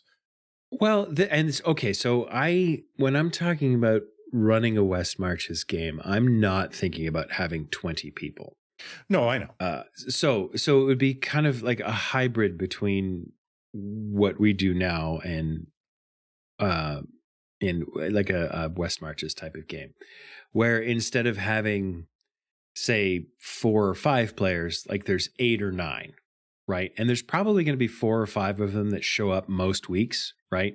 So they're going to be sort of the story focus. And then like the other players that sometimes show up become If you think about it like an episodic TV show or a Monster of the Week type of thing, they show up and they're the guest star, and okay, they're going to be the focus this week as we deal with the next step in their thing, and then next week it's going to be okay. Well, they've Poochie's gone back to his home planet now, and we have to deal with Itchy and Scratchy again, right? Because they're here every week. So it's not so much that I want to run a West Marches style of game as I would like to take some of the elements of a West March idea in that, okay, I want to be able to give everybody the opportunity that at the end of every session, you're able to make it back to the guild hall so that when we start off next week, it's not a question of, okay, well, why is so-and-so here? Like they weren't here last week. Were they in somebody's pocket? Were they in like a dimensional space? Right. We have okay, well, we're jumping off from here. Like because you can easily do that if you think about, right? Like if you run them, like the mission may take several days in game, right? But if you can wrap it up in a session, in a 3 or 4 hour session, then you are able to get back to the guild hall. Everybody starts from the same place next time. Whoever shows up can embark on the next thing, right? It's an away mission. Everybody comes back to the Enterprise at the end. Yeah, right. But where I think it would get challenging is that what happens is your episodes become formulaic, right? Like you think of a 3-act story. Well, in the framework of a D&D session and game, what you basically have is every session is a 3-room dungeon. And whether it is a dungeon literally or whether it is a 3-room dungeon that is a different type of encounter. I mean, social encounters and stuff like that are pretty rare in that kind of thing. But because you're under the time constraint of we're leaving the guild hall, we're going and doing the thing, we're getting back, all of those other things feel like a waste of time because ultimately they don't matter, right? Like the character story and whatnot is not a part of the core gameplay loop. So when you try and shoehorn it in, then it's just like, okay, but we got to wrap this up and get back to the guild hall. So I'm not saying you can't fit it in. I'm just saying it would be difficult to do it in a way that is satisfying to the characters that you're trying to sort of engage with those aspects of the game, and you creatively as a DM who's trying to fit it in while sticking to sort of a preset framework of what I can achieve in a single game session, whether it's a 3-hour session or a 6-hour session or whatever. It would probably be a little bit easier if you're going to do it in those sort of like once every 3 months binges where it's like, you know what, we're going to do a 6-hour session on a weekend. Maybe there's a room to kind of work some of that in. But if you're trying to do it as like a weekly or bi-weekly kind of thing where the whole purpose of having this extra roster of players is so that you can count on having enough of them together at any point in time that you can keep sessions regular, I think it'd be a challenge to kind of fit that in. And I just, based on my observations of other people who run these style of games or adjacent style of games, they do too. Now, there's an exception to the rule, which is interesting. And that would be, and I haven't watched a ton of it yet, but I've been trying to keep up with it. This season of Critical Role, which I was kind of excited about because it is being run by Brennan Lee Mulligan. One of the things that he said initially was that he was going to run a West Marches style game. And the reality is he's not. It's not really West Marches style. But what he's doing is he's running separate tables. The characters all kind of started at the same. And then, there's tables, this is the schemer's table and this is the soldier's table where the themes and the types of things they're exploring are a little bit different, but players will eventually be moving around kind of between tables and stuff like that. That is actually more akin to what you're doing, trying to run the two groups in the same world, not just using the same setting, but actually existing within the same continuity where, eventually they'll be meeting up and stuff like that, where the flavors of the games are going to be different, just A, due to the types of players, B, one of them is an in-person game where one of them's an online game. That's actually a little bit more like what Brennan has going on with this season's Critical Role. So there's probably, stuff that you could draw from that that sort of resonates with the Yes. stuff that you're trying to do with your groups currently. But yeah, I don't know. I like the idea, and I sort of spoke offline with you about it, of a West Marches style thing, in that it's, it wouldn't be D&D to me, but that doesn't mean it wouldn't be fun and enjoyable in its own right. I like a lot of those board games, and none of them, are complex enough to hook me for like more than a single session, but where there's that sort of hex crawl exploration element.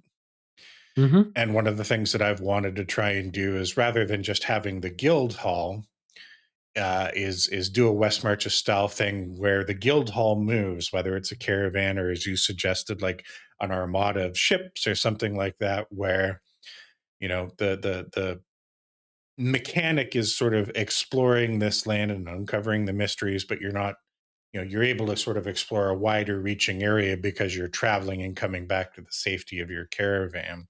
And once you Mm-hmm. sort of explore a hex and resolve the conflict of that hex, your caravan can kind of move into that, and that opens up adjacent areas and that kind of thing.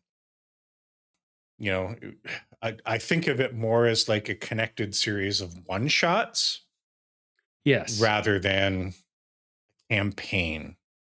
And Right. And that's kind of what I'm describing. Yeah. It's a little bit more like if you're a fan of Stephen King, right? You read all of his books, and then at some point, oh shit, all of these things are connected somehow. Right.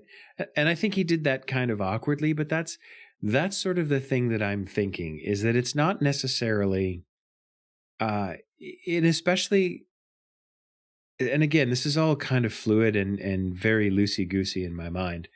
But imagine, because right now my in-person game has 4 players, right? Imagine that I had 6 or 8, right? And sometimes, like, there's always 4 people who show up.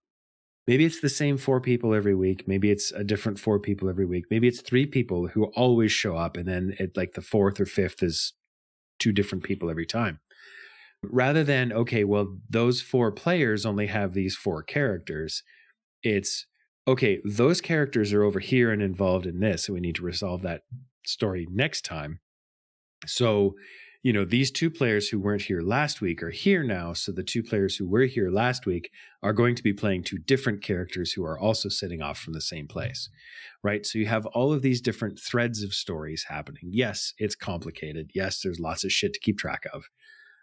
Or you just sort of hand wave it away and do comic book continuity where, yeah, Spider-Man is with Mary Jane, or maybe he's with Gwen Gwen Stacy? Stacy, yeah.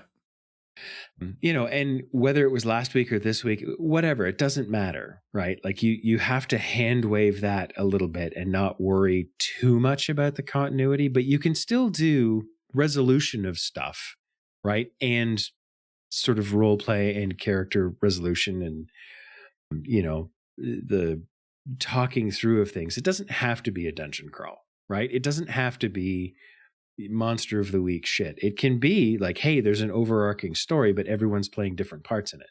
Think of it a little bit more like Game of Thrones as opposed to Star Trek, right? Where depending on what point of view you're at this time, you're telling a slightly different story, but it's all part of the same general overarching thing. Right. But West Marches might be a bad description for what I'm trying to say. Yeah. No, it certainly is, because the key mechanic of West Marches is that sort of hub that you leave and come back to every session, which negates the hand waviness of all of that kind of stuff. Now, in a lot of West Marches games, players are encouraged to have multiple characters because, the different things that you might be doing on a session-to-session basis, you might have a particular character that you want to do your dungeon crawl shit with. You might have a different character that you want to do your exploration shit with, your tomb raiding or whatever, and you tend to be a little bit more flexible about that stuff because you're not investing players in character as much as you would be in a traditional thing. And I guess that's the important distinction that I'm doing a bad job of communicating here. Because we're both talking about things like story. And you're approaching story the way you do with our games right now, which is the story is the world that the characters exist in at this point in time. But only loosely is the story the character story themselves, right? The story of each individual character also inhabiting this world. And I mean, you can play nameless characters. You could literally play, automatons and invest in the story of the world. The personal engagement with the character and stuff comes from, the role playing. Like when I talk about role playing, I'm not talking about I'm going to pretend to be a paladin now and, you know, actually play the role. I'm talking about sort of the investing in a story that I'm contributing to creating, right? A story that comes from preset conditions that I created, sort of the knives, right? Like, okay, I've created this stuff that is an invitation for the DM to work it into their story so that this story is now our story. And it's a sort of collaborative storytelling experience. And when you get into that West Marches style, or just games that are infrequently happening, or players that are dropping in and out, like I might play this character and something might come up this week. And if there's a chance that I'm not going to play this character again for 9 months, that's fine if we're playing a game every 9 months and making a big deal of it. But if we're also, well, we're playing this session with these other characters here, and then we're going to switch over to this and we're doing this thing, it just makes it hard to, even as a player. So this isn't just about how much you can kind of keep track of, be engaged with what we set up here 9 months ago, remember it, and also have it have any sort of emotional or sort of weight of interest when we do eventually get back to it. And even if you do the traditional West Marches style thing, the pacing, the episodic nature of it makes it hard to also fit in that kind of stuff where you get that sort of long-term investment in the storyline, where you as a character or as a player are looking forward to, aspects of your character sort of coming up and being important, and, how you'll react to circumstances and things like that. Again, I'm not saying it can't work. I haven't seen it work in the people that I've seen that have tried to run these games, and I suspect that it is for a reason.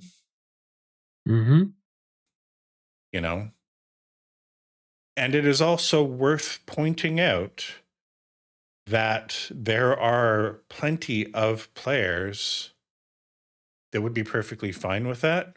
Like, I look at our group right now, honestly, I think there's 2 people that would be interested in not even having characters, right? Like that would just approach it as like, okay, we're going to go in, we're going to do the dungeon crawl, we're going to whack some things, we're going to smash it with axes, get some loot, play it like Diablo, and be perfectly fine with that.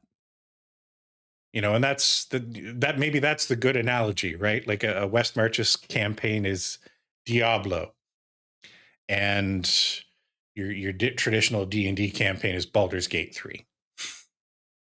I would have to disagree in that I would flip those 2 things, in that, and only because I like all of the experiences that I've ever had of D&D are very much not like Baldur's Gate 3. Baldur's Gate 3 is the unicorn D&D game where you go to and everybody's invested in their character. They actually take notes. They're worried about their backstory. They're worried about how their character is interacting with the world. I get that your experience with D&D has been different, and that's awesome. Sure. Because that is very nice, right? Like I'm very happy with the D&D that I'm playing right now, because I actually have characters who are like pulling threads from, like 3 months ago, where they're like, hey, remember that guy that we talked to? And it's like, yeah, that was a really important story element, and I'm so happy you remembered it. But up until very recently, my experience with D&D has been like smash the monster, steal its loot. Like my goal is to get more pluses on my sword and armor. Right. And we're talking about the same thing. And what I'm saying is that for players like that, a West Marches style game is sort of the more appropriate flavor of D&D, right? Because ultimately, as a DM, you need to run your campaign around the types of players that you have and find the right balance that sort of satisfies everybody. And every group is going to be different. I would liken it to that story of that group that you were playing with for a while in there, where like they were all munchkins and you were the one person that was trying to inject that sort of role playing and character stuff. And they were kind of just looking at you like, dude, what are you doing? Yeah. You know, that is the type of group that West March is. And when I say it's not D&D, I mean, it is D&D. There's different ways to play D&D. And when I'm saying, you know, I'm not saying that it isn't. That falls less into my idea of ideal D&D, but it is still D&D. So to me, the Baldur's Gate 3 thing is sort of the ideal. This is the type of D&D I resonate and align with. And I recognize that there are people whose version of D&D that they enjoy is Diablo 3. And that is fine. And as DM, you sort of need to identify that and pick the right style of game to run that is going to resonate and work with those players. And if you try and force those story elements into that style of game that's built around the appropriate type of player, it is going to be like you at that table trying to role play with a bunch of munchkins that just want to hit stuff real hard and get gold.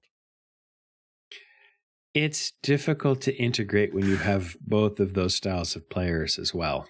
And that's your challenge with our group, right? Like, you know, I like Rich, if you're listening, and Ben, I haven't played with you enough to really form much of an opinion, but you know, they interact with the role playing aspect, you know, differently than I do, and I'm very different than Cindy. You know, sometimes she pushes for stuff that, like, this isn't a criticism, Cindy. I don't know if you ever listen to these. I don't think she's listening this deep. You know, you would absolutely enjoy a session where we don't do anything besides sit around a campfire and talk. Yes. In character. Yes. Right? Yes. The more sort of stereotypical role playing, like LARPing, but you know, maybe we're not all dressed up. And that's great and that's fine. That's not, you know, that doesn't move things narratively forward much. And that, you know, my style of role playing tends to be a little bit more narrative centric.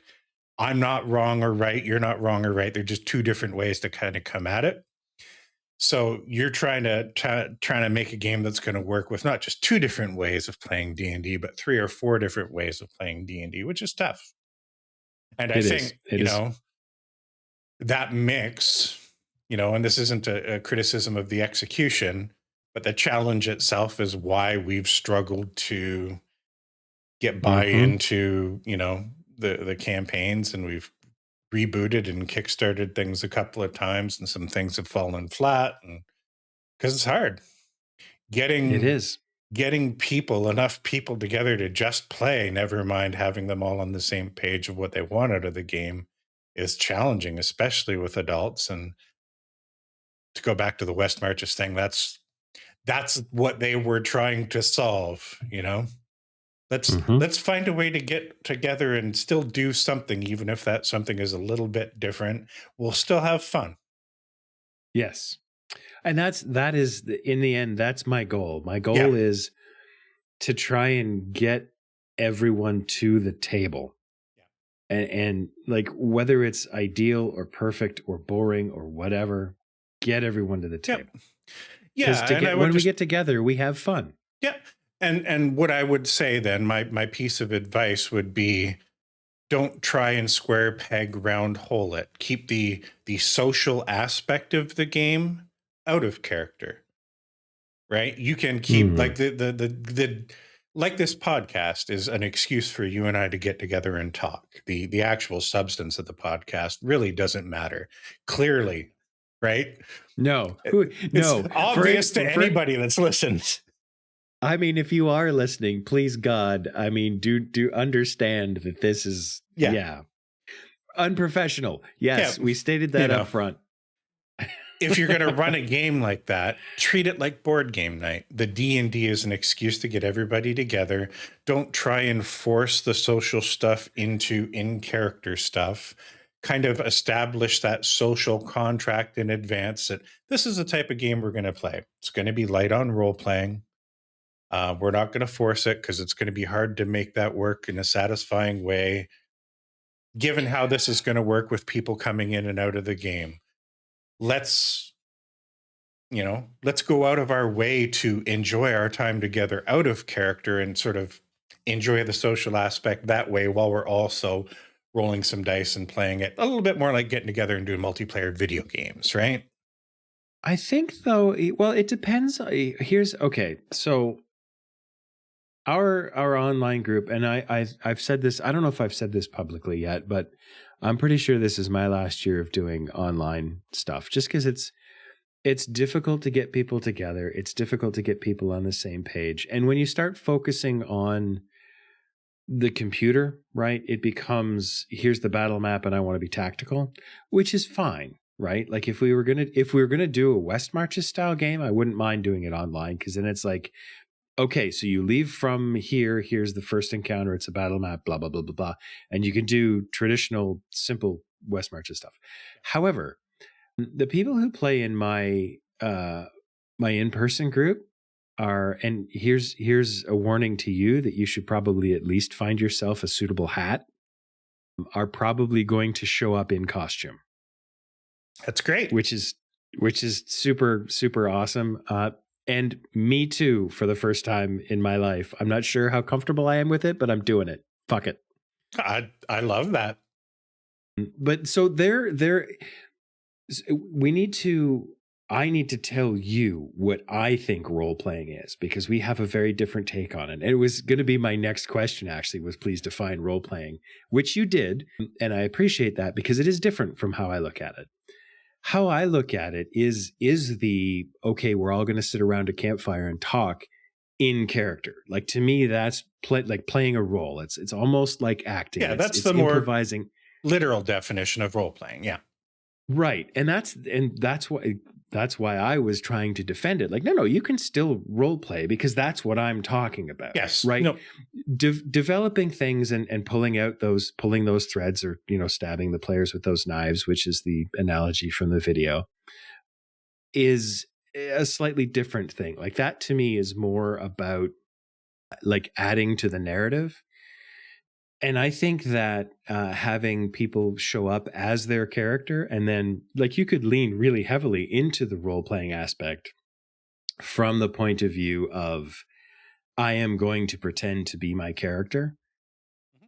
Right. And the people, especially the people in my my in-person group, like they very much do lean into, this is my character. They don't so much talk in character person, but they do have conversations with NPCs and each other in character. Sure. So that kind of thing, I think, could work really well. And honestly, I think the idea of that sort of episodic nature of things would lean in pretty well to the way a lot of people approach the game. That way, like, I don't have to remember what that puzzle we solved 3 weeks ago is, because this is, even though it's the same character and I have some, call it baggage or whatever, character development that has happened, like we're solving the puzzle today, and I don't need to worry about having all of that information. But the one thing about, and I don't think this part of it, I don't think would work. The one thing I like about the West Marches style of game that I've seen described is sort of pushing a little bit more of the administration to the players. Sure. Right. You guys figure out when you want to play and what you want to do. I'll prep it. We'll do it. Right. Because a lot of times, like, and again, with our online group, because there are at very least 3 different styles of play, it's difficult for me to prep stuff, because I'm like, okay, right, like we need some combat, we need some explorations, we need some stuff, we need to pull from some backstories, we need to somehow slide that in there. We need to figure out who belongs where and what they're doing, and then I would slide some stuff in from backstories and people miss it. So, No, and I think, you mentioned that, this is probably the last game that you're going to run online. And I would posit that, your disengagement from the online game, a reasonable percentage of it isn't because it's online, but because of the mix of what we've had at the table and how it's kind of worked out, and the struggles and whatnot that's gone on with it, which is totally fine. And sometimes you just have to say, you know what, this just isn't working. Like, we don't need to force it. Yeah. Yeah. I mean, I'd love to get together once a week and play video games, let's get together and play Neverwinter Nights. I don't care. Yeah. Whatever. And I guess that's what I was trying to say with the idea of the West Marches style thing is, like, if your goal is to get together to do something, then keep the game the secondary aspect of that. The West Marches style thing is a great excuse to roll some dice and whack some mobs and get some loot without it having to be too deep, so that you can enjoy the rest of it for what it is without it being in the way. And looking at your in-person group, it's working. So be careful about trying to do anything that changes that.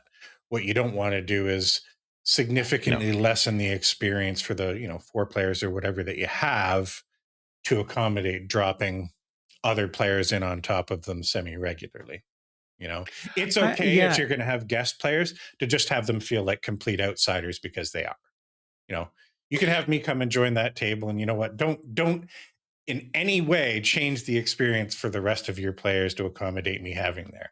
That's the time when it's like hand wavy, and it's like, oh, you walk around a corner and you see this guy there. All right, let's go. Yeah. Yeah, and that's kind of more what I'm thinking. The thing that appeals to me most about it is the idea of having a roster of people that most of them are going to show up most of the time, right? But having an inbuilt mechanism for, okay, so we have say 8 players, right? And every week, 5 of them are going to show up. It's not always the same 5. And having some way to work that in. Yep. Yeah, no, that's great. But I just think that you have to make intelligent decisions about changing the fundamentals of the game to make that work, because there's styles of play and aspects of play that just aren't going to work well, and will just be way more difficult than are needed.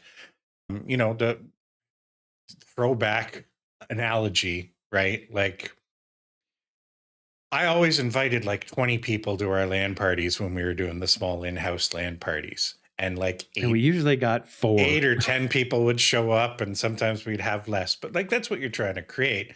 We weren't creating a cinematic LAN party universe, right?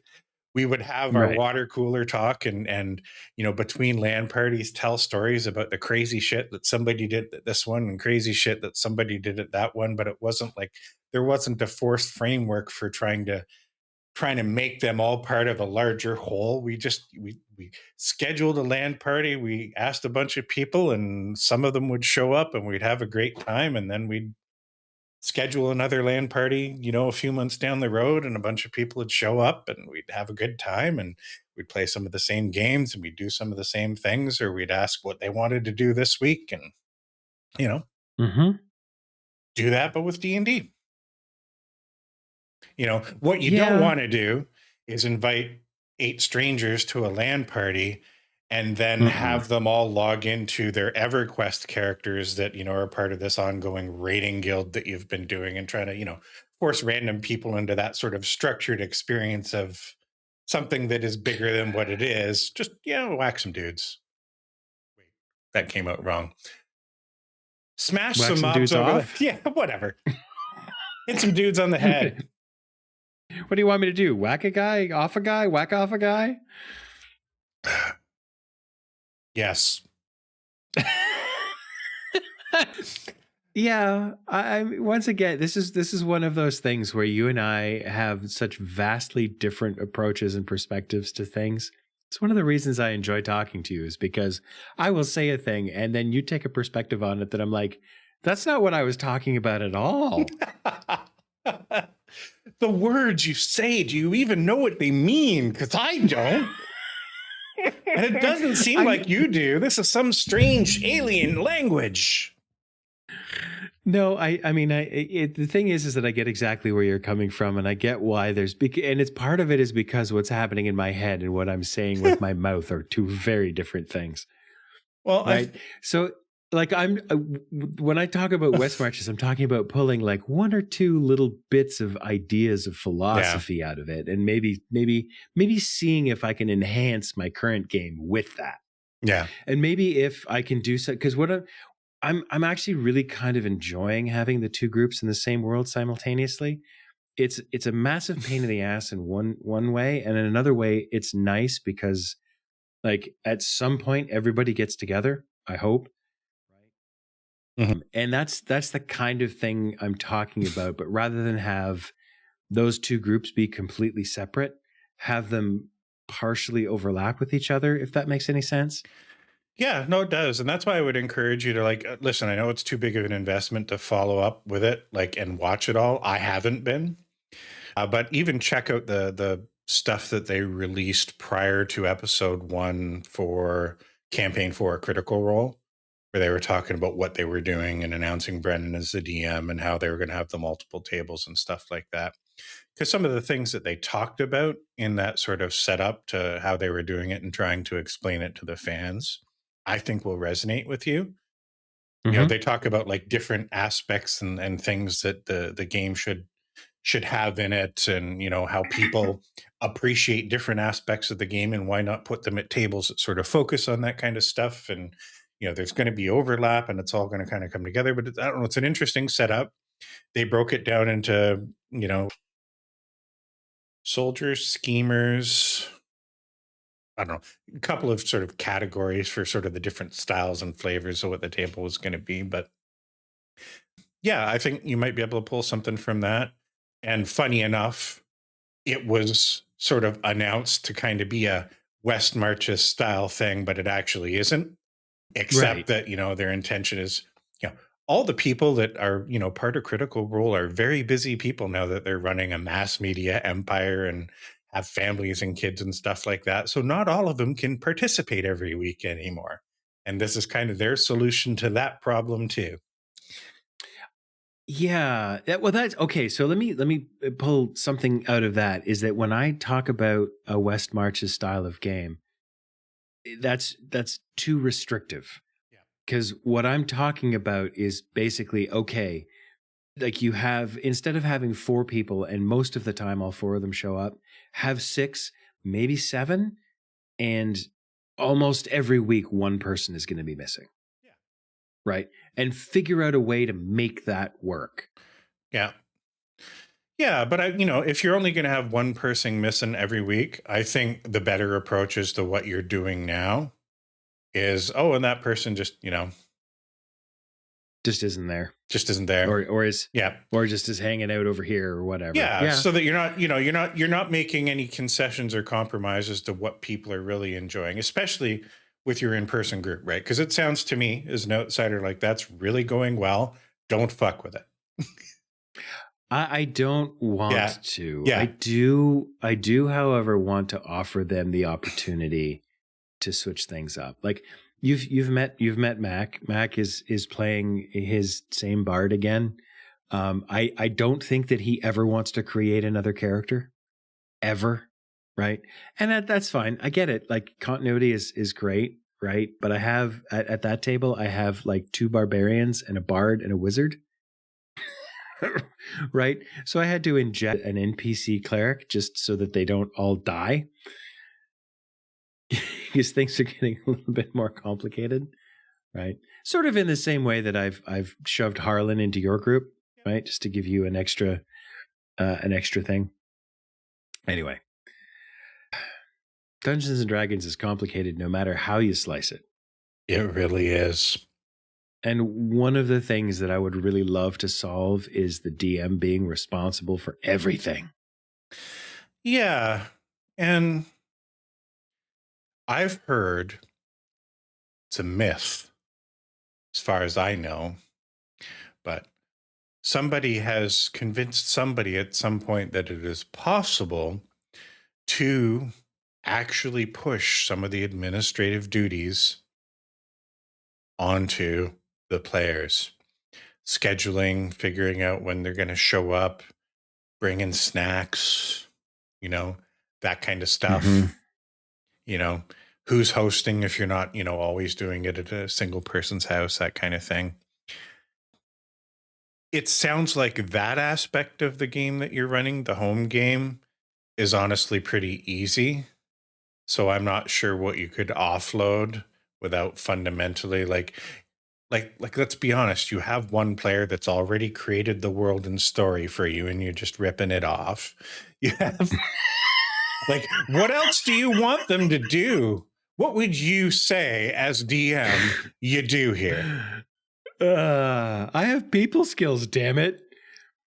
It's a jump to conclusions, Matt. Actually, you know, funny thing, I've actually offloaded initiative tracking as well. Cindy does that now. Yeah, she was doing that No, actually last year when we played that in-person game, which was you had Did the she? little whiteboard thingy and Oh, I didn't you get realize that we magnets had or done something that. on it. Yeah. Yeah, I didn't realize that we had done that long ago. But yeah, and it works out so well because I just, you know, I'm keeping track of all of my stuff. And of course, I'm doing all of the math in my head, which especially because we do it on Tuesday nights, right? So I've been at work all day figuring stuff out and calculating stuff and doing numbers. And then at the end of the day, it's like 45 minus 9. And I'm like, 33? 36. Yeah, 36. And in the meantime, everybody's also telling me all the stuff they're doing. So like I've got these numbers flowing around in my head and I'm like, oh, I'm sorry. What did you say? Shit. How many points of damage did you do? Yeah. Math is hard. Yeah, I like the little sort of tent things that I just stick on the DM screen. The numbers don't matter at that point. I just slide everything in one direction and move one to the end and slide everything to one direction and sort of move it to the end. And that just became sort of a ritual for like, this turn is over. I've finished my tasks, my homework, and we're ready to move on. Bloop. Blip. Yes. Oh, we glossed over it. We are getting together first weekend of July. I don't want it to be a commitment because I don't want there to be any sort of undue pressure, but my wife has expressed interest in potentially organizing maybe a one-shot or some sort of D&D related activity. Ooh. Yeah. Okay. You know, I would suggest penciling it in as a tentative thing and make sure that we have a few hours where it would fit into the itinerary. I know Cindy's probably already got it planned out. I don't think she does yet. Bullshit. She just hasn't told you yet. Oh, that's possible too. Yeah. No, but just, you know, we'll loosely say that, you know, we got an afternoon or an evening or something like that where we don't have everything lined up back to back. And there would be an opportunity for her to maybe drop something in if she decides she's not up for it, and maybe not. Yeah, then we do something else. You know, I'm happy to run game or something in there too if you want or whatever. I would really love to play. Yeah. So if somebody wants to run something, that would be awesome. Okay. Yeah, I would love to do a little one shot. I'll noodle over it. Just, you know, something. I mean, we don't always need to be playing D&D. What I would say is that, like, I enjoyed playing. What was that? Was it an Arkham horror game or what was it that we ended up playing? I enjoyed that, except that, like, we spent way more time setting it up and figuring out how to play it than we actually did playing the game. And the nice thing about D&D is we can just start. Yeah. Everybody knows it. Yeah, I would love to do something that is Call of Cthulhu-esque. Not necessarily Call of Cthulhu, but something sort of, you know, set in the 1940s that is more mystery investigation driven than combat driven. You know what I mean? Yeah. Cindy ran. Was it Call of Cthulhu? She ran like, I think, one game in the online thing. Yeah. Yeah, she did a one shot. So anyway, like I say, you know, not a commitment. Don't want to treat it as a commitment. Don't want to put that kind of pressure on her, but she's expressed interest, which is exciting.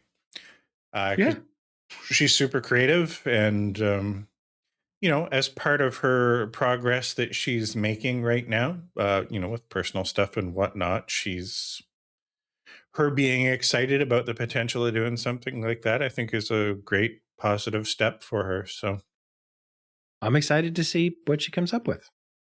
so am I. I'm sure it'll be a blast.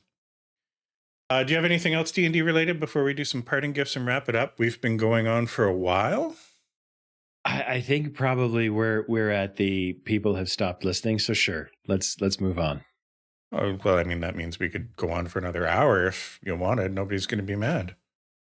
We could, but I'm going to have to take a pee break shortly.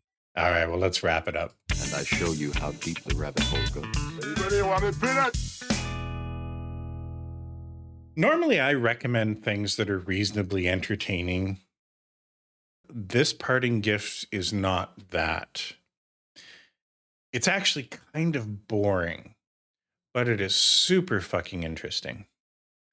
At least if you're like me, it doesn't tie into the Project Hail Mary discussion much, aside from the fact that science and evolution and stuff is just fucking awesome.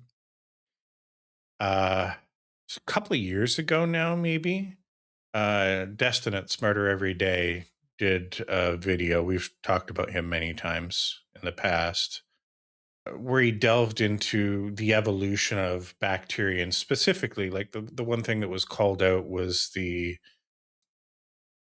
complex structures of something called the bacteria flagellum, which, if you look at sort of your stereotypical bacteria kind of thing that has like these things almost like tentacles sticking out that, almost like the tail on a sperm kind of flap around to like propel it through, whatever substance they're in, kind of thing. When you look at those things under a microscope, you realize that it's just not this sort of like gooey thing that's flapping around at random. It's a fucking motor, like a complex structural motor.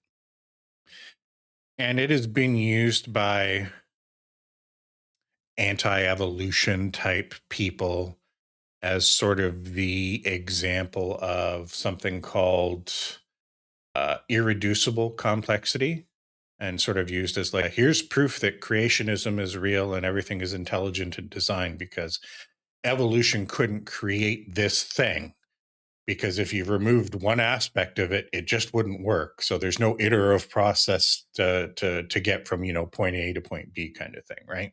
Thinking about evolution in super simplistic terms. Now, to be clear, Destin didn't take a particular stance on it. He's just like, oh, this is awesome. And I don't understand the process of how we got here, but I think it's super cool. Another channel who I don't think they've collaborated directly, but I know that they know each other and they've met each other. The YouTube channel is called Stated Clearly. Normally do like animated science education videos focused on things like evolution and biology. Has been doing a series of non-animated stuff where it's talking head and sort of examples and much more sort of almost scientific lecture style.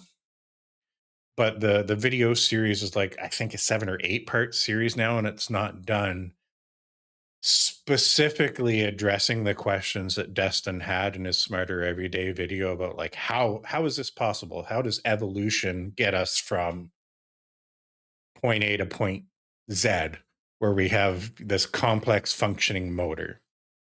And in this series, he sort of breaks down all the different sort of mechanisms in which natural selection and evolution can work, co-option, adaptation, exaptation, kind of stuff like that, and really dives deep. And then like the focus is, showing that like this bacterial flagellum and flagellar motor thing can happen, but he does it by showing you all the examples of things that we can see both in the wild and in the lab of these evolutionary mechanisms. So here's an example of exaptation. Here's an example of co-option. Here's an example of XYZ, so that we can kind of see all of those pieces in action. And then by the end of the series, put it together to say, okay, now we can't say for sure this is exactly how it happened, but because, we weren't there 270 million years ago, or, however long it was when this shit happened. But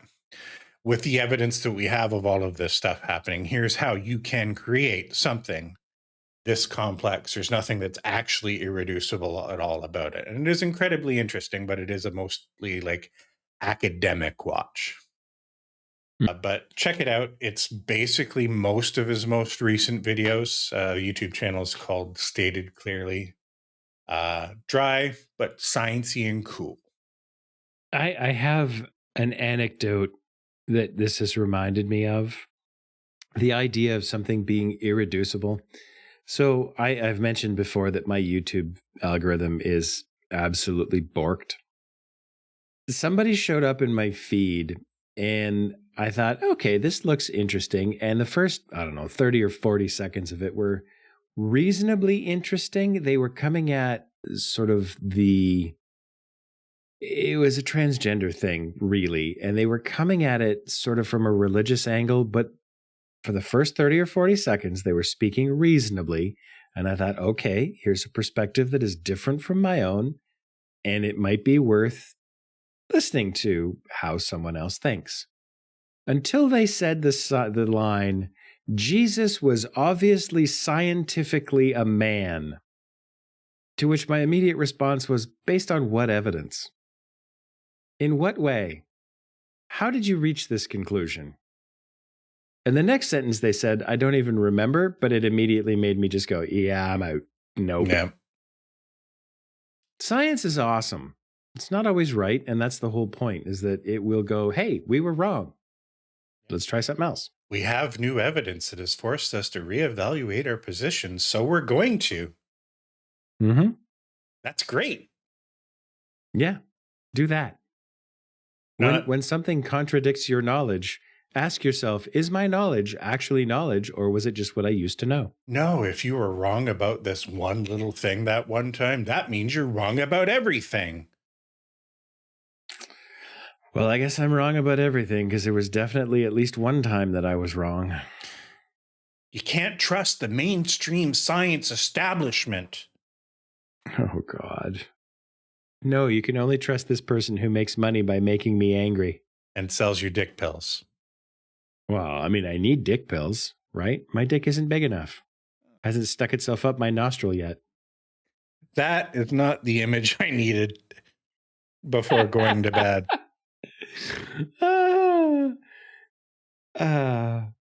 Why? I need to make a video like Dick in a Box, except it's dick in my nose.